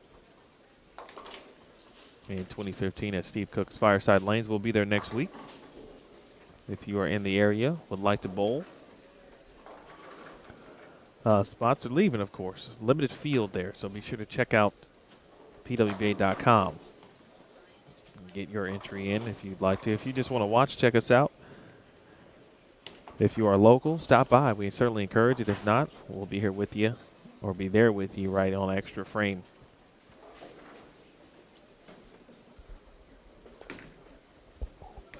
Talked to Alicia a little bit before we started this morning. Watched their practice session.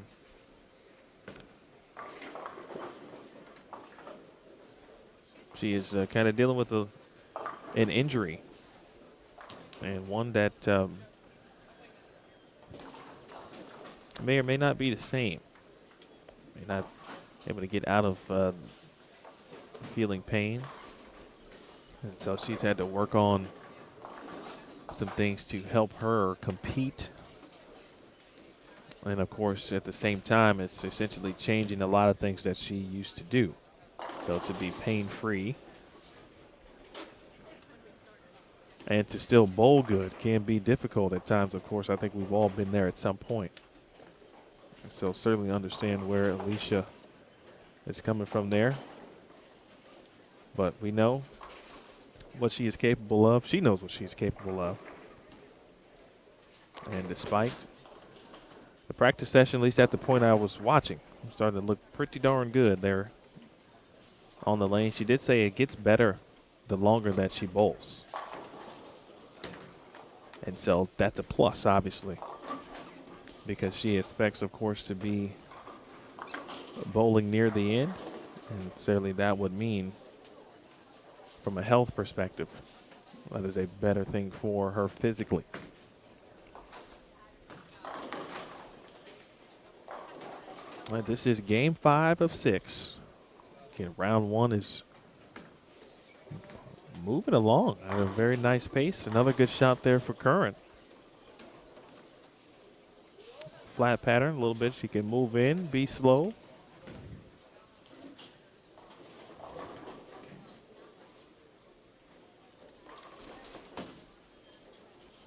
This pair has been not kind on the carry side. We've seen a lot of 9 spares. On 25 and 26, here's Carla Allsgood.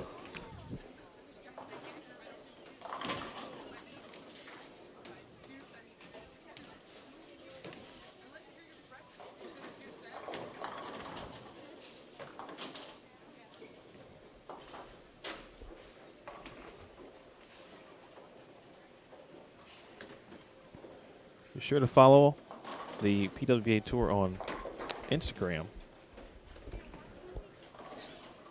Twitter, and Facebook.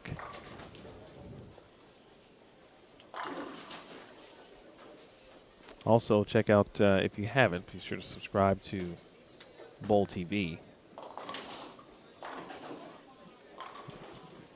USBC, of course, YouTube channel. We'll have a lot of PWBA-related content throughout the season. It will appear on Bowl TV as well, so be sure to subscribe if you have not. Go back through if you're curious as well. That's one way to do it. Check out some of last year's events, group step ladder finals. Be sure to check out some of the PWBA profiles that we did as well during the off season, at least that we ran during the off season. All of those interviews happened at last year's Smithfield PWBA Tour Championship. But you get to know the players in a different way. Got to let the guard down a little bit, be funny, show the personality, be themselves.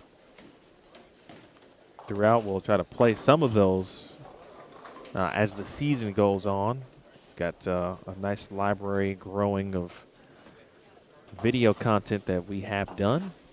And if it's relevant, of course, at a particular time, we'll certainly add that.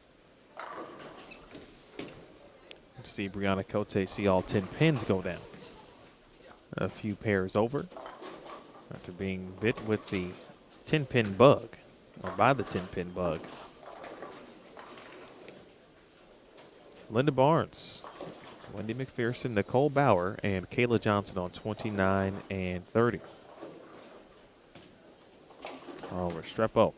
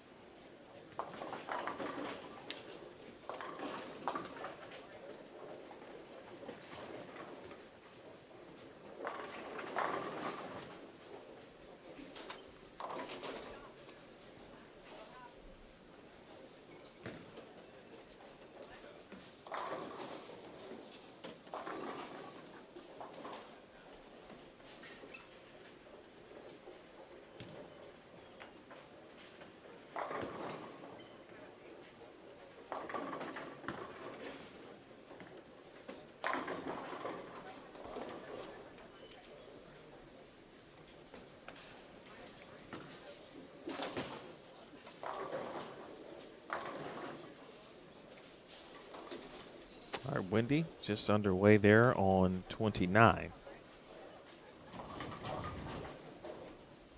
He's 10-pin. So you obviously see the difference, of course, in pace and where these players are currently in our featured pairs. Good shot for Restrepo. He's bounced back there. Alicia Curran able to get the first double. She did strike on the right lane. Let's see if she can keep the momentum going on 25 coming up in the 7th frame.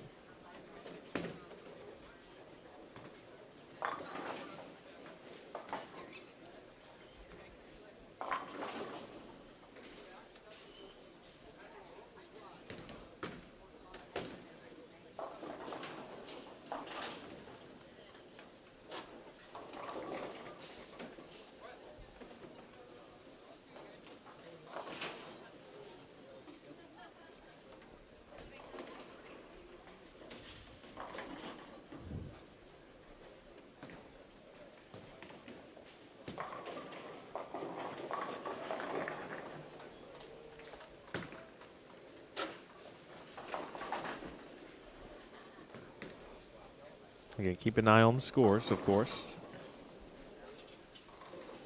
Game 4 just completed about 5 minutes ago, so those should be updated momentarily.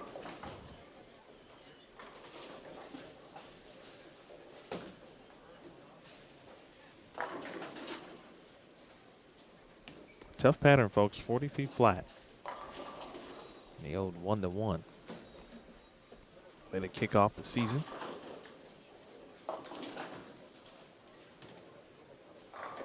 Greek Church there for Current in the 7th frame. Looking for a 3-bagger at the time. There's Megan Kelly.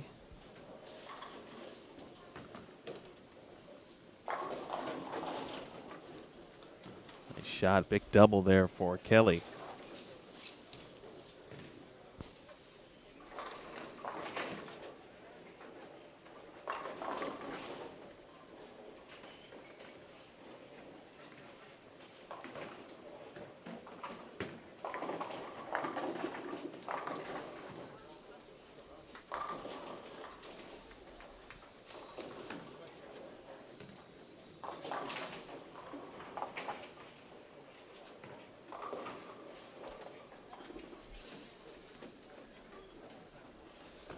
Restrepo currently plus 12. See, plus minus reigning supreme there. Bottom of the scoreboard.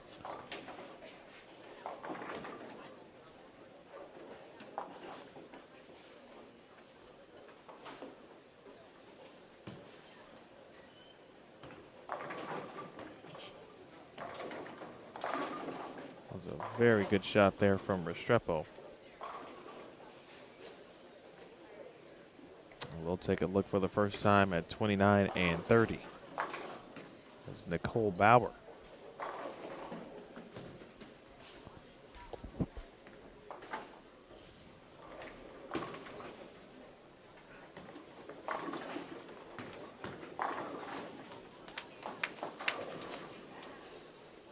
Another legend in Linda Barnes.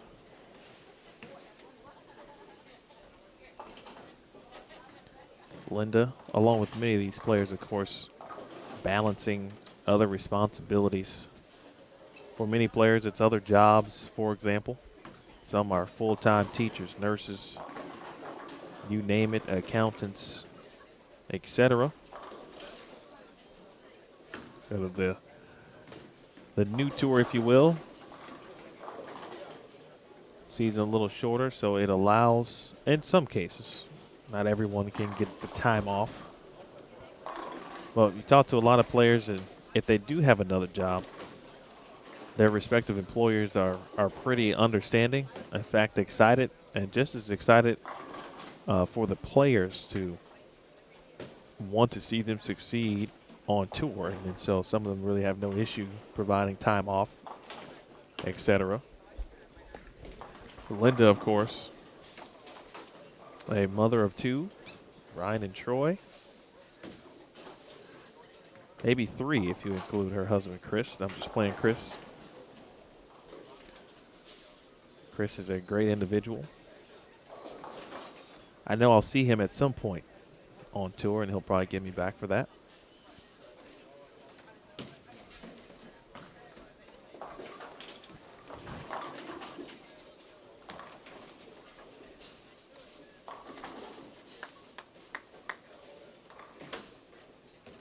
Restrepo, meanwhile, off camera, big three-bagger. 25 and 26, about to head to the 9th frame. So we'll take you back there momentarily.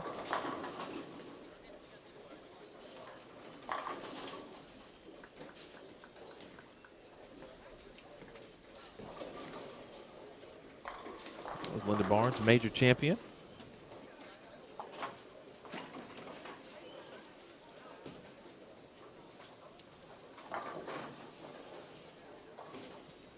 Decent shot there, leaves a 10-pin.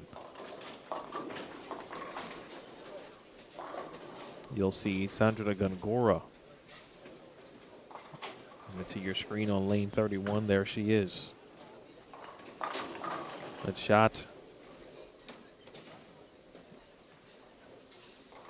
Still trying to get a double on a different pair. Sorrow 25 and 26. Struggling with carry. A clean 206 game.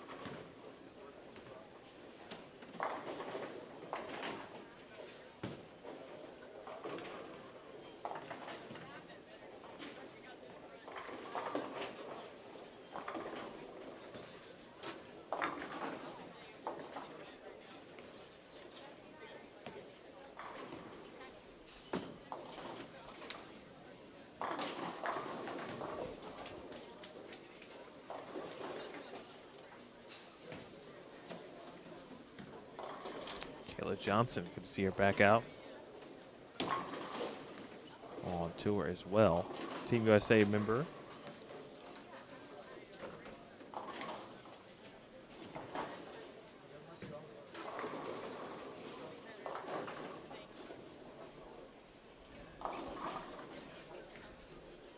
From a right-handed perspective, we've seen a few angles played. We'll take you to the 10th frame again of 25 and 26 in just a second.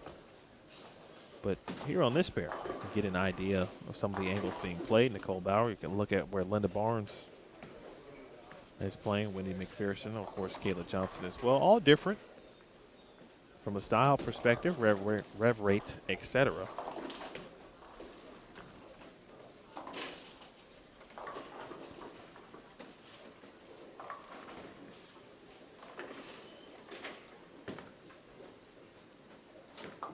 All right, spare for Linda in the 10th frame now for 25 and 26.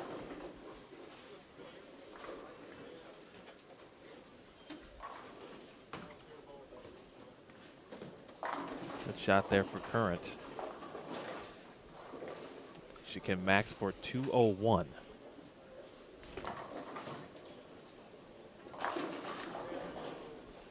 Megan Kelly, meanwhile, on a four-bagger, clean. Looking for 5 here on 25. And just a little right and light. Yo, 258. Kayla Johnson now with 5 in a row.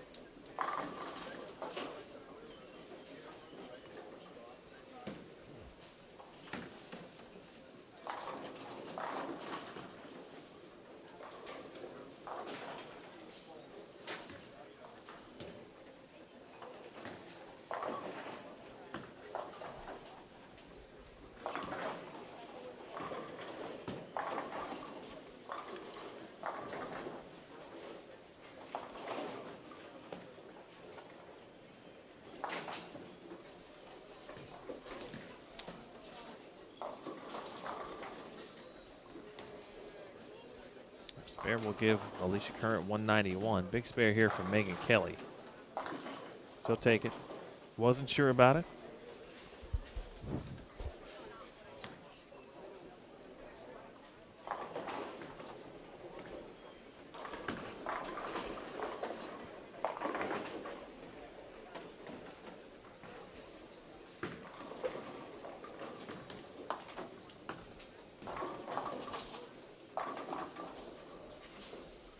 All right, 191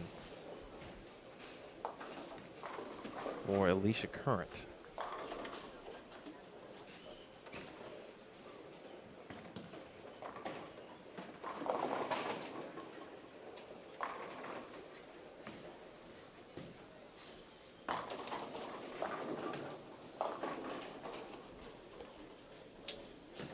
All right, very solid 220 game for Megan Kelly.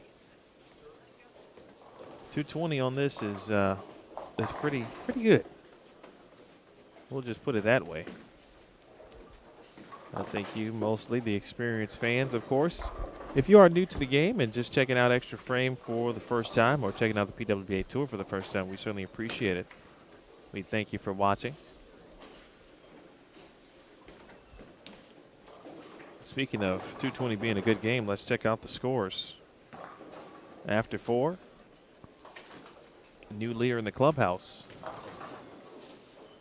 Shannon Pluhowski, a talented lefty, now with a little separation in the top spot at plus 77. Second, Rocio Restrepo, plus 48. Here is Restrepo with a chance to potentially gain some ground.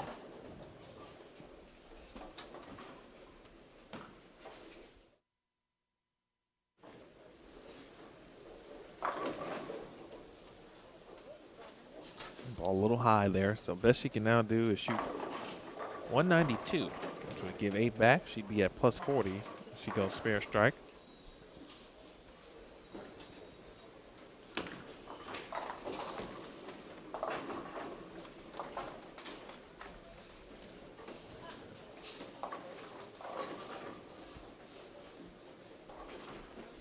All right, final shots coming up.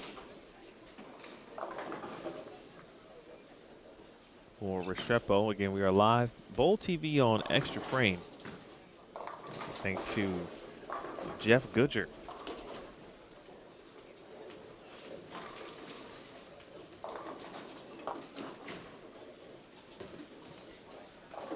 Jeff coming out, walking us through some couple changes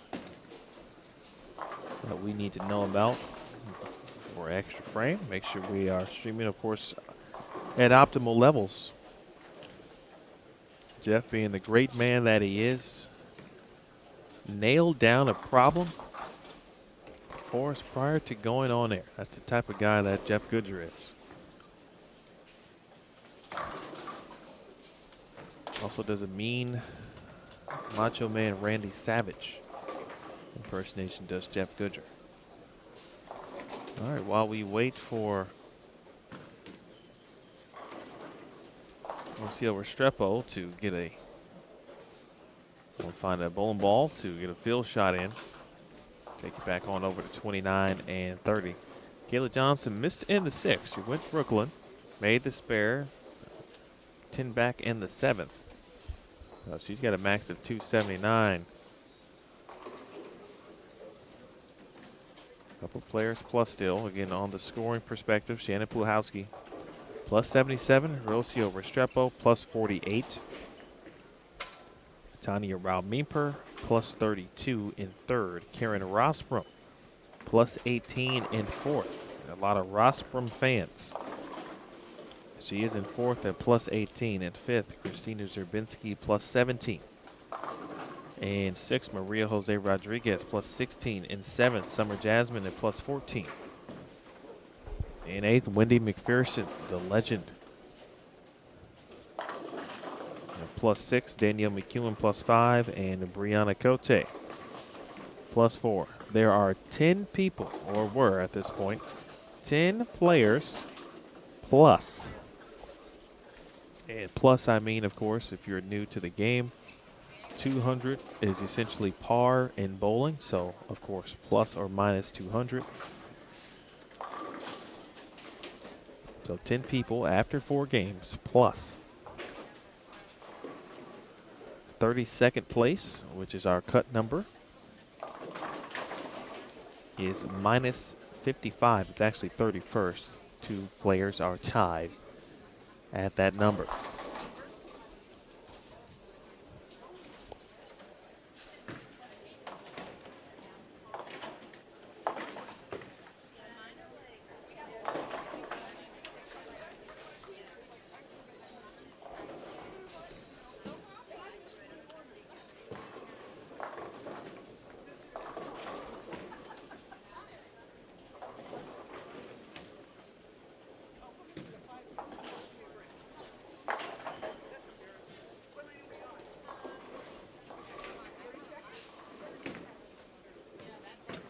All right, 25 and 26, that pair going down to lane 37. Who will join us in game 6 on 25 and 26? It will be none other than the defending champion, Shannon O'Keefe of O'Fallon, Illinois. Shannon, as a coach, it's all the same for her in that regard. So I'll say she's coming off I don't know how to properly describe it, to be honest with you, about as much momentum as you can come into an event with, and having not bowled yourself personally. And here's why that is. Shannon, if you're unfamiliar, is the women's bowling coach at McKendree University. Led the women's team this season. It's shot there from Kayla Johnson. Now KJ doing work. They were in game number 5. Big double there in the 8th. If you give Kayla any kind of room, this pattern, I imagine playing in her comfort zone and right in her area, and trying to have a little bit of success here. Back to O'Keefe. Big time championships won by McKendree. They won the NCAA Women's Championship. It was held in Baton Rouge, Louisiana. At this point, 3 weeks ago, And then 1 week later, did the same, the Intercollegiate Team Championships, as that was held again in Baton Rouge at the Raising Cane's River Center. That is also the site of the USBC Queens.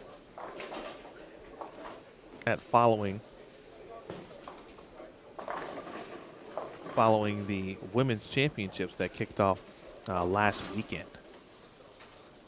So Shannon, again, with some momentum, but she didn't throw a ball. But it was just like she did. Living through, of course, and coaching, no doubt about the players on the squad there. Phenomenal season for McKendree Women's Bowling and the program in general. The men made another run. Nice spare there for Linda Barnes. Men made another run at an Intercollegiate Team Championship title. Fell just a little short to Weber International. So, of course, Shannon and husband Brian, the director of bowling at McKendree. He's also on hand, of course, as well. The two travel together, bowl together. Very good, very great, I should say, relationship as well. Here is Kayla Johnson looking for 3 in a row here in the 9th. Max score 279. That is high. She leads at 3.610.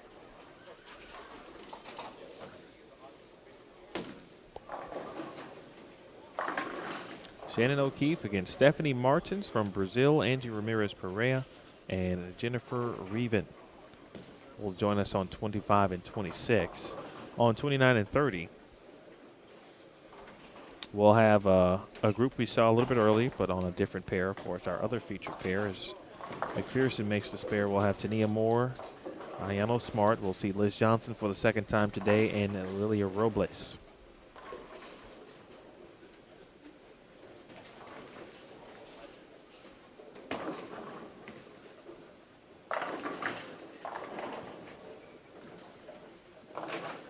We'll see some new faces in round 2. We'll see Josie Ernest. We'll see Amy Hepperly, Summer Jasmine, and Christina Zerbinski. They'll be game 2, round 2.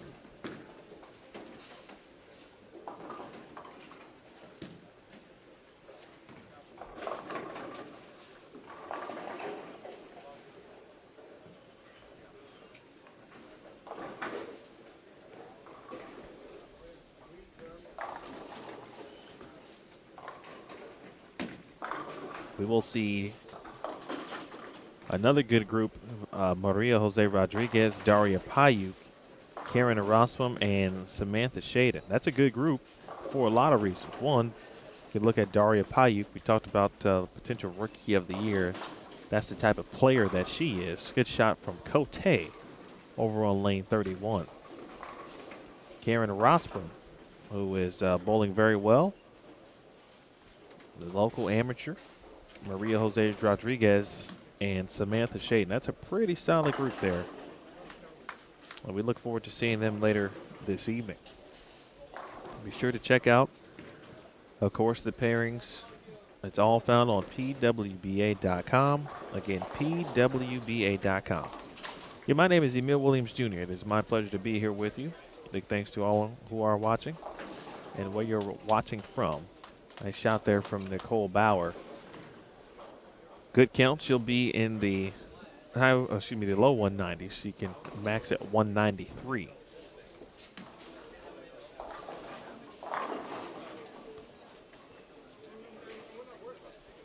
Good shot there for Josie Ernest off camera. And the Greek Church on the fill for Linda Barnes, 185 clean.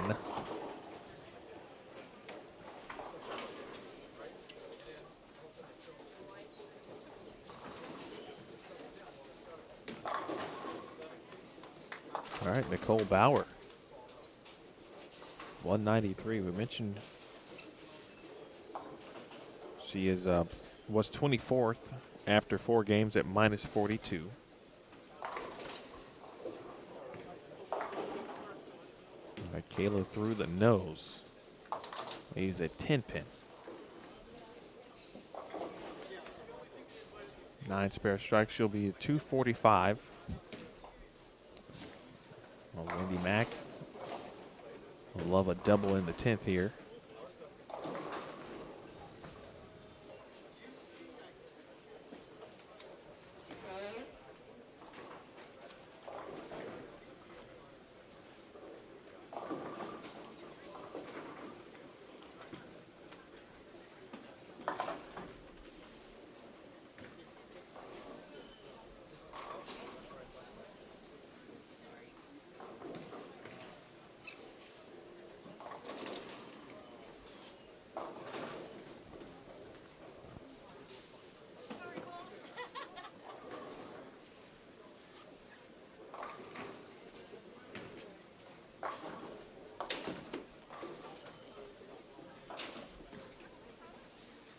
Spare for Wendy. She's looking at 167 with a strike. All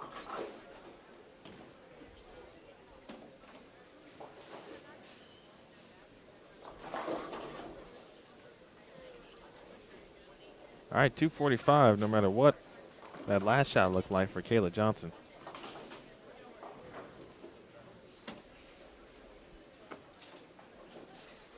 Nice job for Kayla.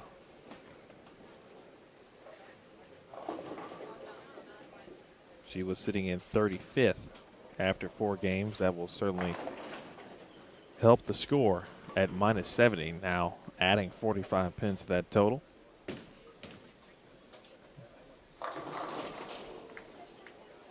Or subtracting, if you will.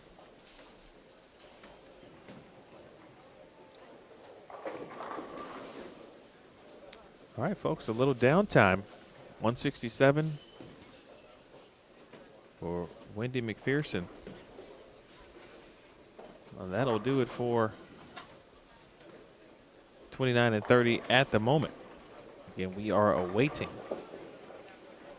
Shannon O'Keefe.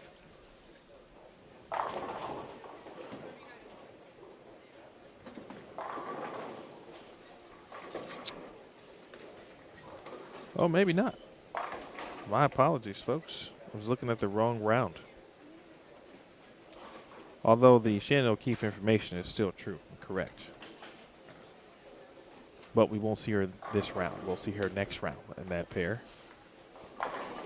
So, game 6 coming up on 25 and 26. We'll have Amanda Fry, another potential Rookie of the Year candidate, along with Brandy Branca, the legend, Carolyn Doran Ballard, and Mariana Ayala. They will join us on 25 and 26.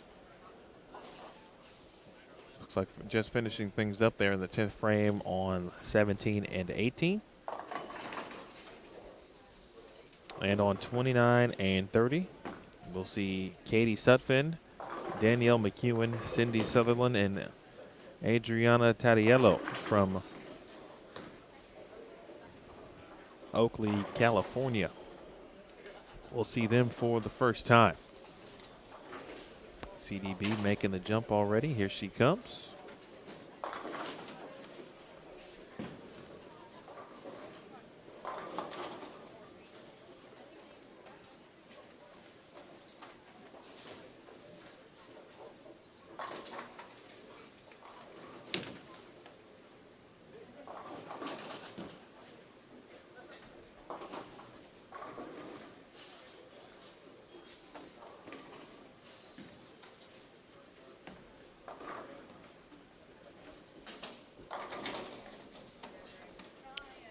So it looks like everyone is, at least on 29 and 30, is about ready. 3:17 local time Pacific, 5:17 Central Time. It is officially the weekend for those of you on the Central Time Zone. The East Coast has already had an hour to relax. Now Katie Sutphin. Katie had some really good moments in 2016. a player from Orlando, from Central Florida. Central Florida has produced some very good bowlers within their collegiate program over the years as well. Again, our first look at this group, Cindy Sutherland.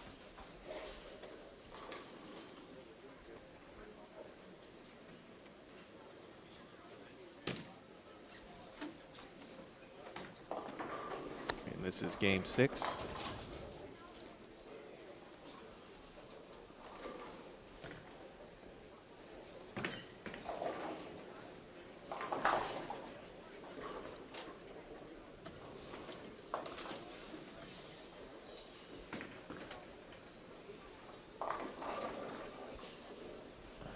Danielle's plus minus is correct. She is +5. Should be after 5 games.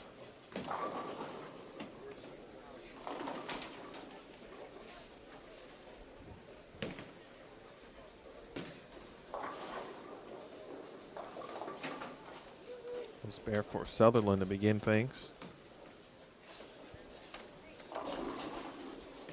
You know, in a tough pattern like this, it is never over till it's over. Each or every pin counts. That's true no matter what. But for players who may be non-members, for example, locals who want to compete here against the best players in the world, or those looking to break out, this is the type of event, the type of pattern where low scoring, you can stay within striking distance and potentially make some moves perhaps later this evening. We'll see how this evening will play for sure. Again, no re-oil. So we'll have a break after this game. Scores, of course, will be tallied up, and then we'll get back at it.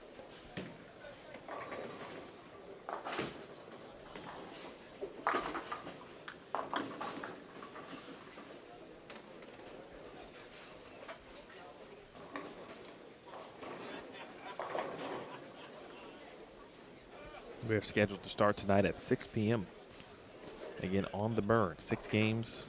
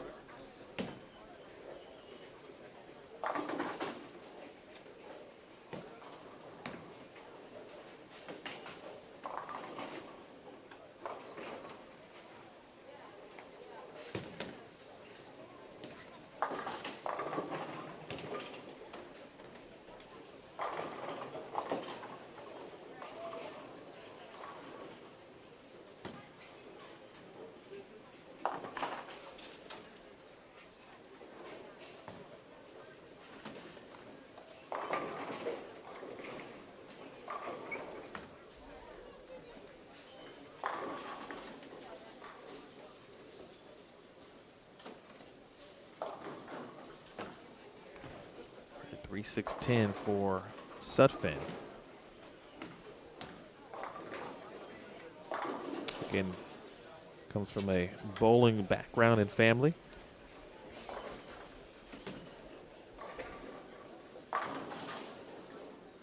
Both parents great bowlers in their own right.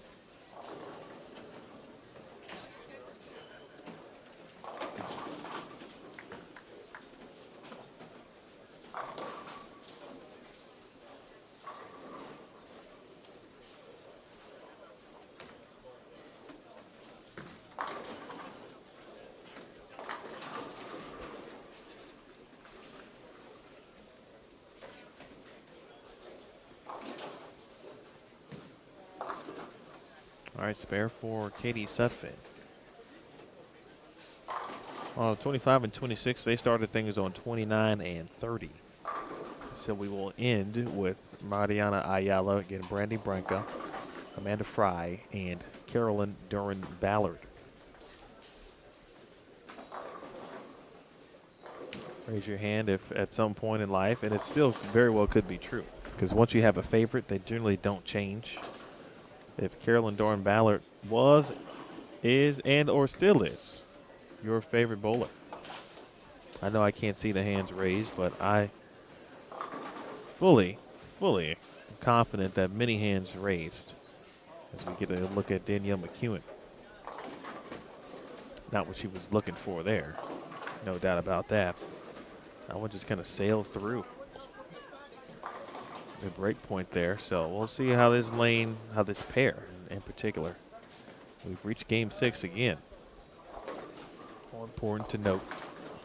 Getting a good idea of what to expect for at least the first maybe 2 to 3 games of round 2. Once you get into essentially games 10, 11, and 12, I'm very curious to what things may look like. Players are already, some are anyway, not everyone, into 4th, 5th arrow. So I wouldn't be surprised if game 11 somebody tries something wild, takes some strong surface, back out near, 4 or 5 and sees what happens. That could be very far off. Sometimes you get in a situation where you feel locked in, and locked in the opposite manner, where you feel almost trapped. If you heard that expression in bowling.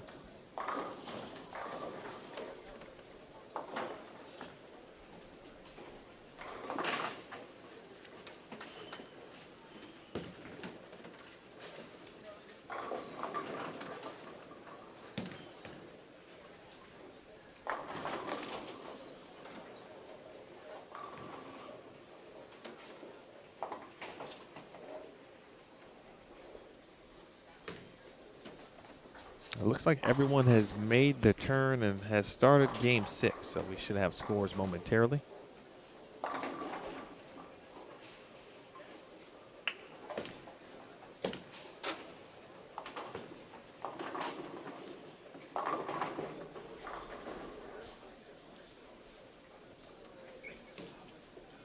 Just a frame behind here. It's 25 and 26. We will check out this pair here momentarily.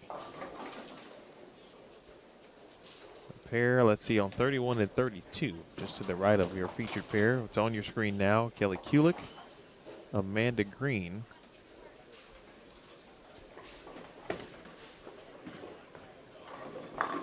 Stacy Dalt and Jody Wessner.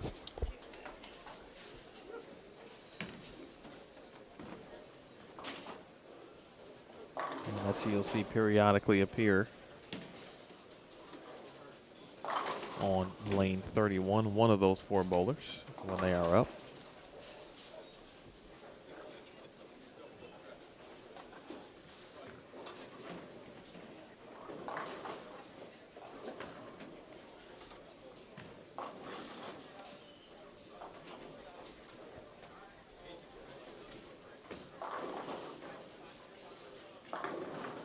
Pretty good shot there from Tadiello. That leaves a 6-8. A lefty. Speaking of lefties, there's another former Junior Team USA member, Amanda Fry. Up on lane 26 and gets a break, crosses over. The first strike of the game for Amanda.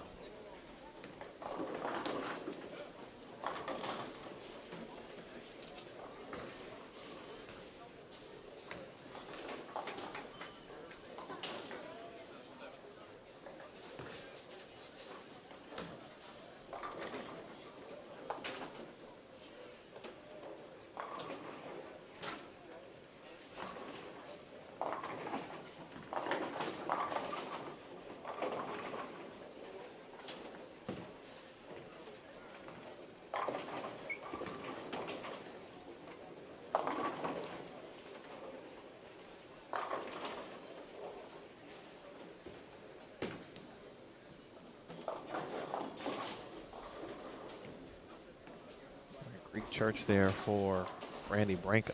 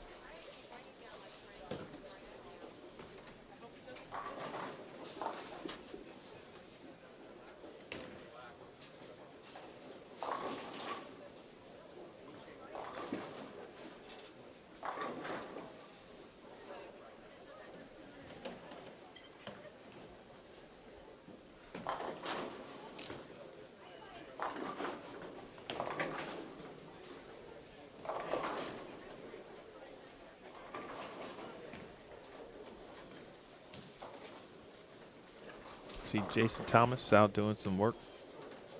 He's got the camera going. Throughout the season, again, our goal is to bring you different looks, different tidbits, things we can add to what has already been a fantastic 2 years, but obviously the goal is to continue to add. Fan support's always good in that as well. Some cool things, hey, you may want to see that we can potentially do. We'd love to hear from you.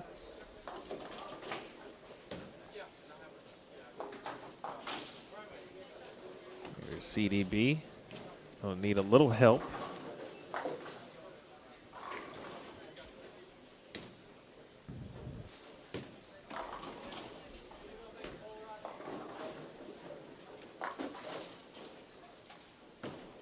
Little approach issues there for CDB.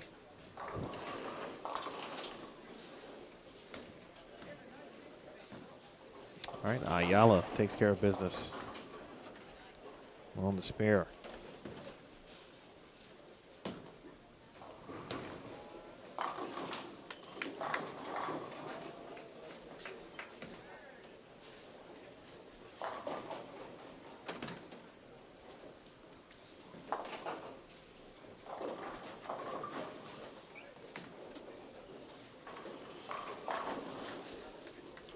And folks, if you'd like to chat with me, you can.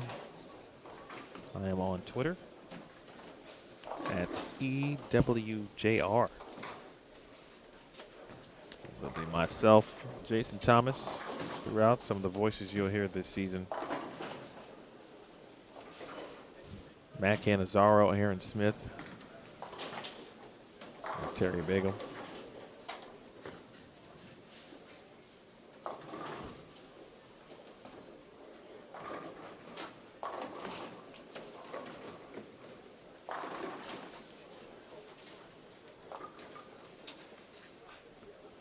Mariana Ayala.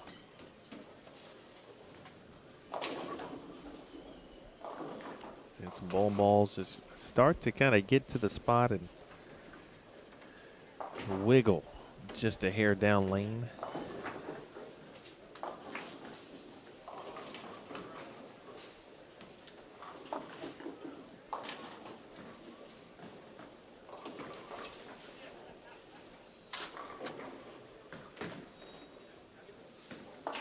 Spare there for Amanda Fry. One frame ahead.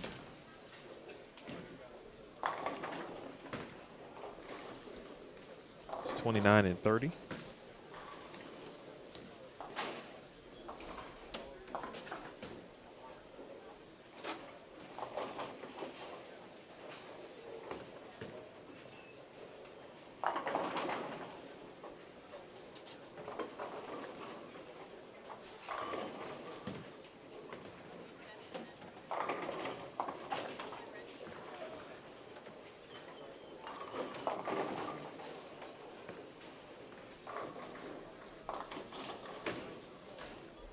Pace starting to slow just a little bit as we get to the end here.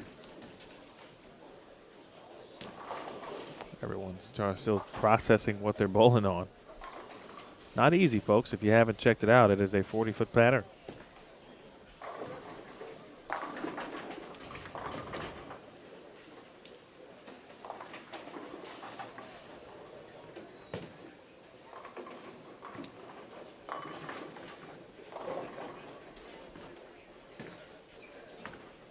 In 40 feet, 27.25 milliliters of oil. That's the total volume. Kegel ice was used. Big thanks to Kegel. Pardon me. Official lane maintenance provided the PWBA. Big thanks to Nick Hoagland as well. Mentioned Nick Hoagland seems like a lot the past couple months. That's because he is doing a great job of course, designing many lane conditions for various USBC events. PWBA Tour, of course, involved as well.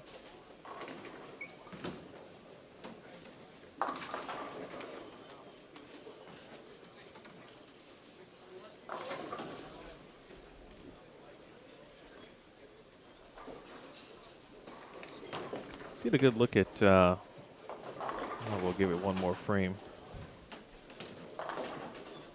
But on 29, we'll be sure to take a look at where Danielle McEwen's playing.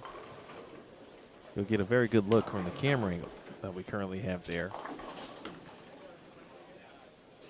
All right, another spare for CDB.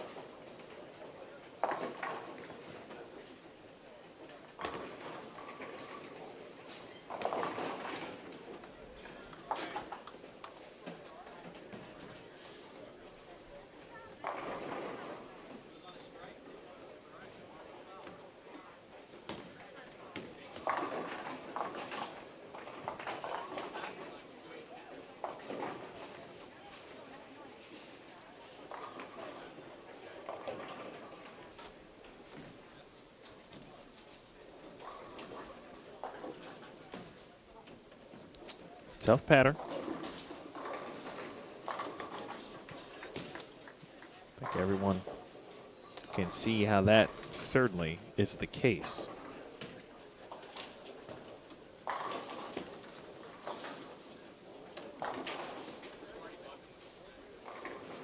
Well, let's switch over to 29 and 30. You see Katie Subfin. And where that ball crossed, it was right. Ball looked to be about 17 or so.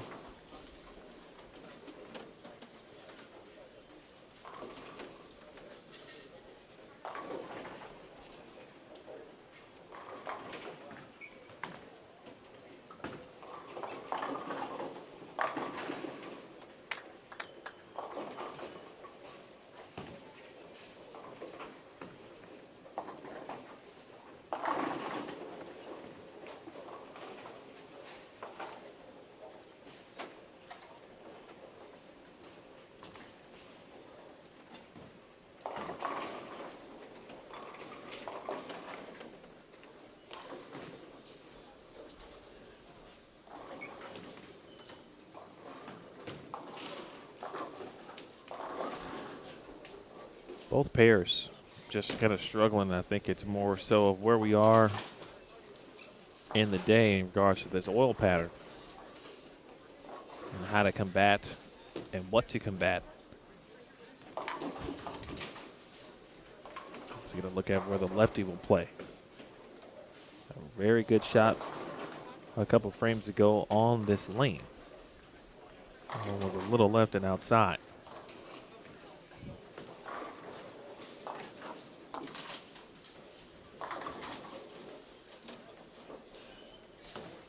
Pretty good challenge to start the season off. Will they be this difficult as you get a good look at where McEwen's playing? That was about inside of fourth arrow and just kicks the 4 out. So nearly a 4-9. Big double there for Daria Payuk. You can hear it. About 2 pair away from us, 2 pair to our left.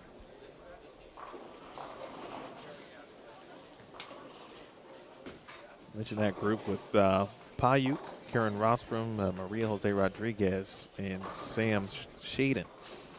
Samantha Shaden. We'll see them in round 2 on our featured pair as well.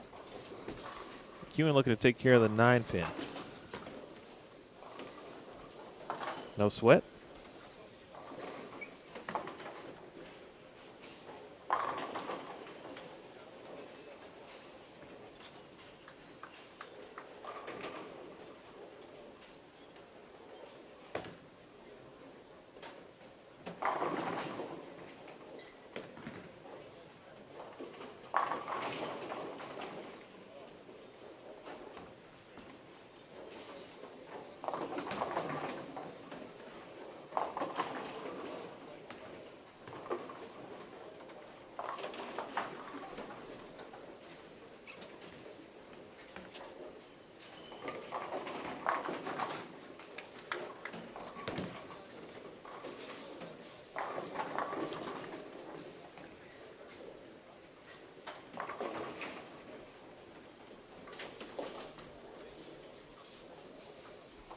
Tough spare here for Katie Suffin. Well, 29 and 30 has not been kind to our group here. 25-26, a little bit better. Heck of a spare, though. Certainly one you don't want to shoot. You don't practice often, but one if you make, it is definitely pretty cool. All right, let's look at Danielle McEwen here at 8th frame, lane 29.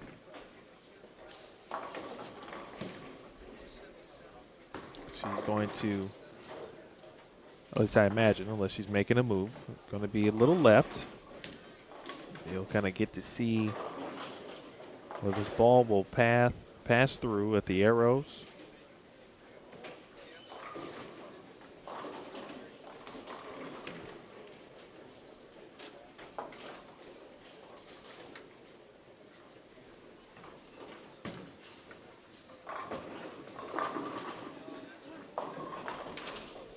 This left lane has done that to Danielle a couple times here.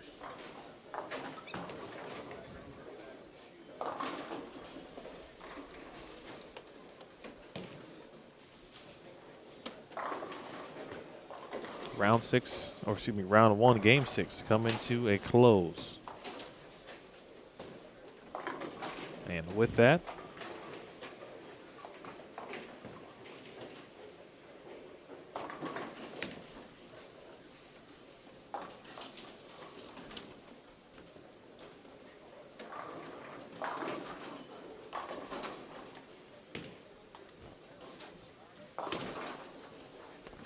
again, something we talked about a little bit earlier. You saw it, I mentioned it.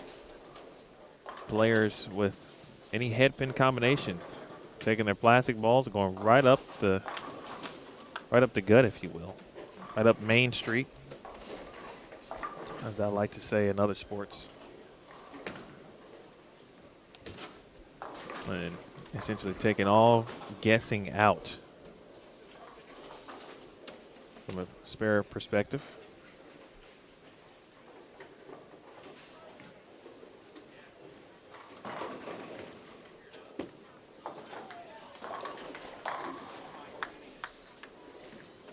Shot there for Brandy Branca in the 7th frame.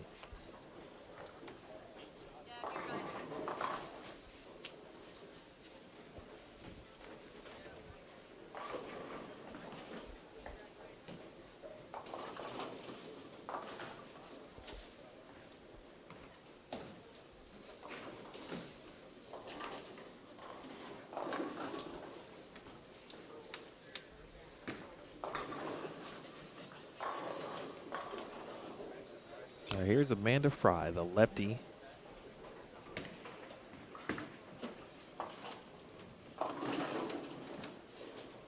With a tad bit high as well, leaves a 4-7. You look across the lanes here, 50 lane center here at Double Decker Lanes.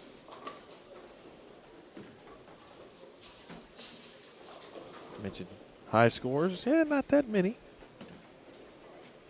We've had a couple here and there.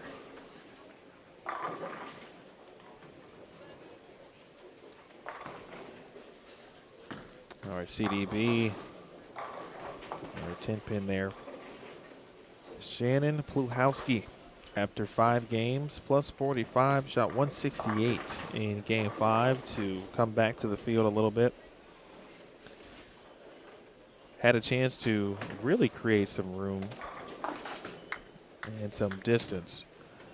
Rosia Restrepo in second at plus 40. Danielle McEwen in third at plus 37. Tanya Raumimper plus 33 and fourth. Maria Jose Rodriguez in sixth at plus 20. Leanne Holsenberg is in sixth at plus 17. Liz Johnson is seventh at plus 2. Karen Rosbrum is in eighth at plus 1. Lydia Robles is even in ninth, and Gabriela Mayfield minus 2 for Gabby, minus 2.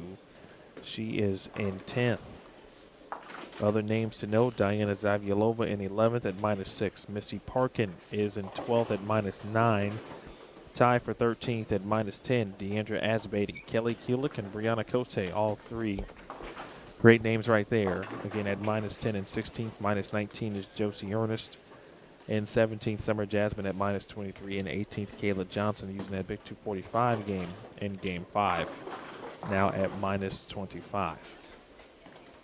In 32nd, cut line, Brandy Branca at minus 63.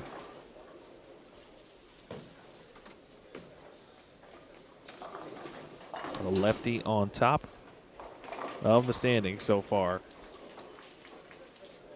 We'll see who our round 1 leader will be.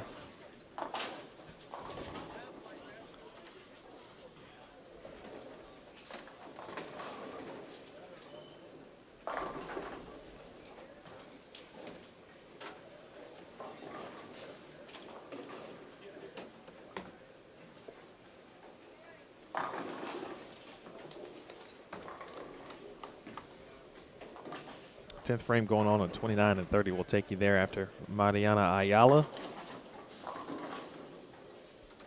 Nice shot there. That's a big double for Ayala. One who kind of seems to have a little command of what's happening on the lane. CDB has been right there as well. A lot of 10 pins to deal with. Let's take you to 29 and 30. Here we go.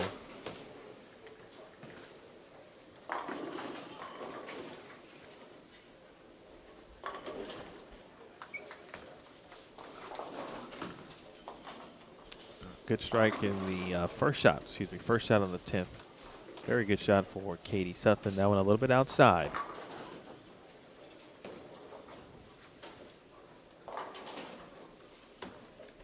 Again, next week, Sacramento. Following week will be Fountain Valley, California. We will do some great things here in California. A little NorCal action, then we spread the love to SoCal.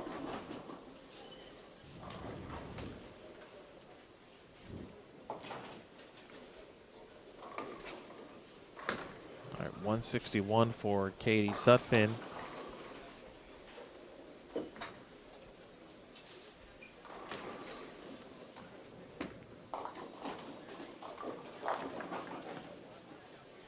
That shot from Brandy Branca.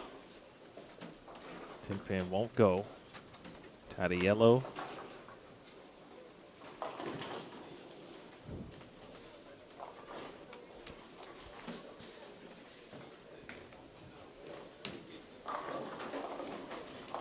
All right, McEwen struck in the 9th frame. She's at plus 37 in third currently. This left lane hasn't been kind. See what type of adjustment she can make. That looks better already. Good shot, then leaves a 10 pin.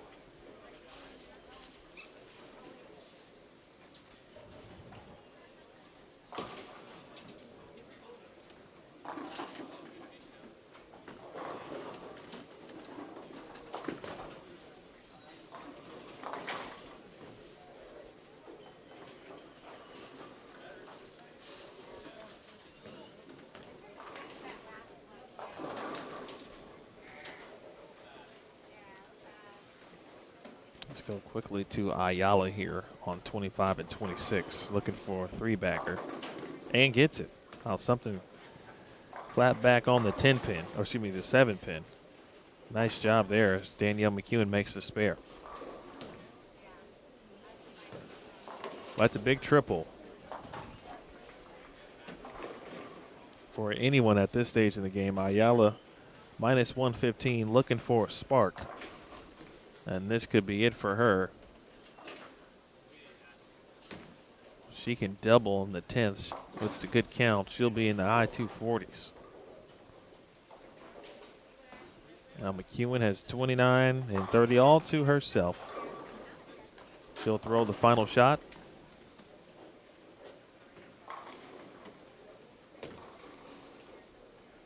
Well, again, watch her fluid and awesome approach. Again, still trying to make things happen on that left lane. The thing I'm sure she is saying, I'm glad I'm off this pair. 174 for Danielle.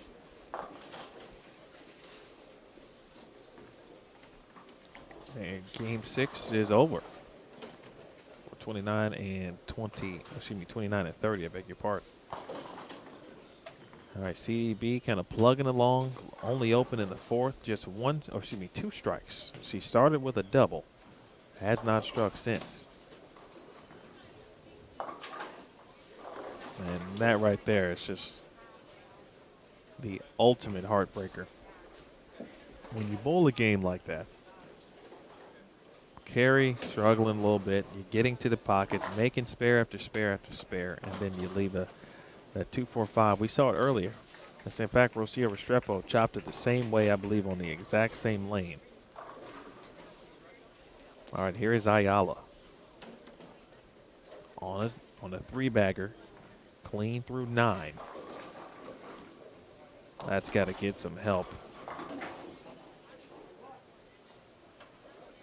Been there. I'm sure she certainly wanted that shot.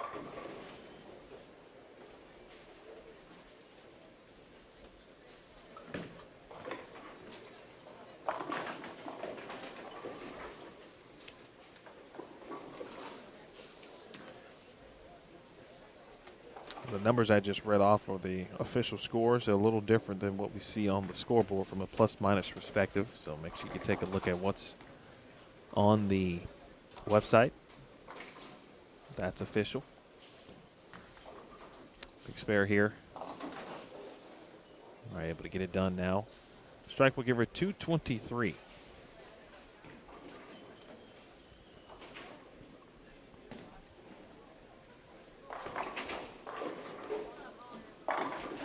Shot for Brandy Branca.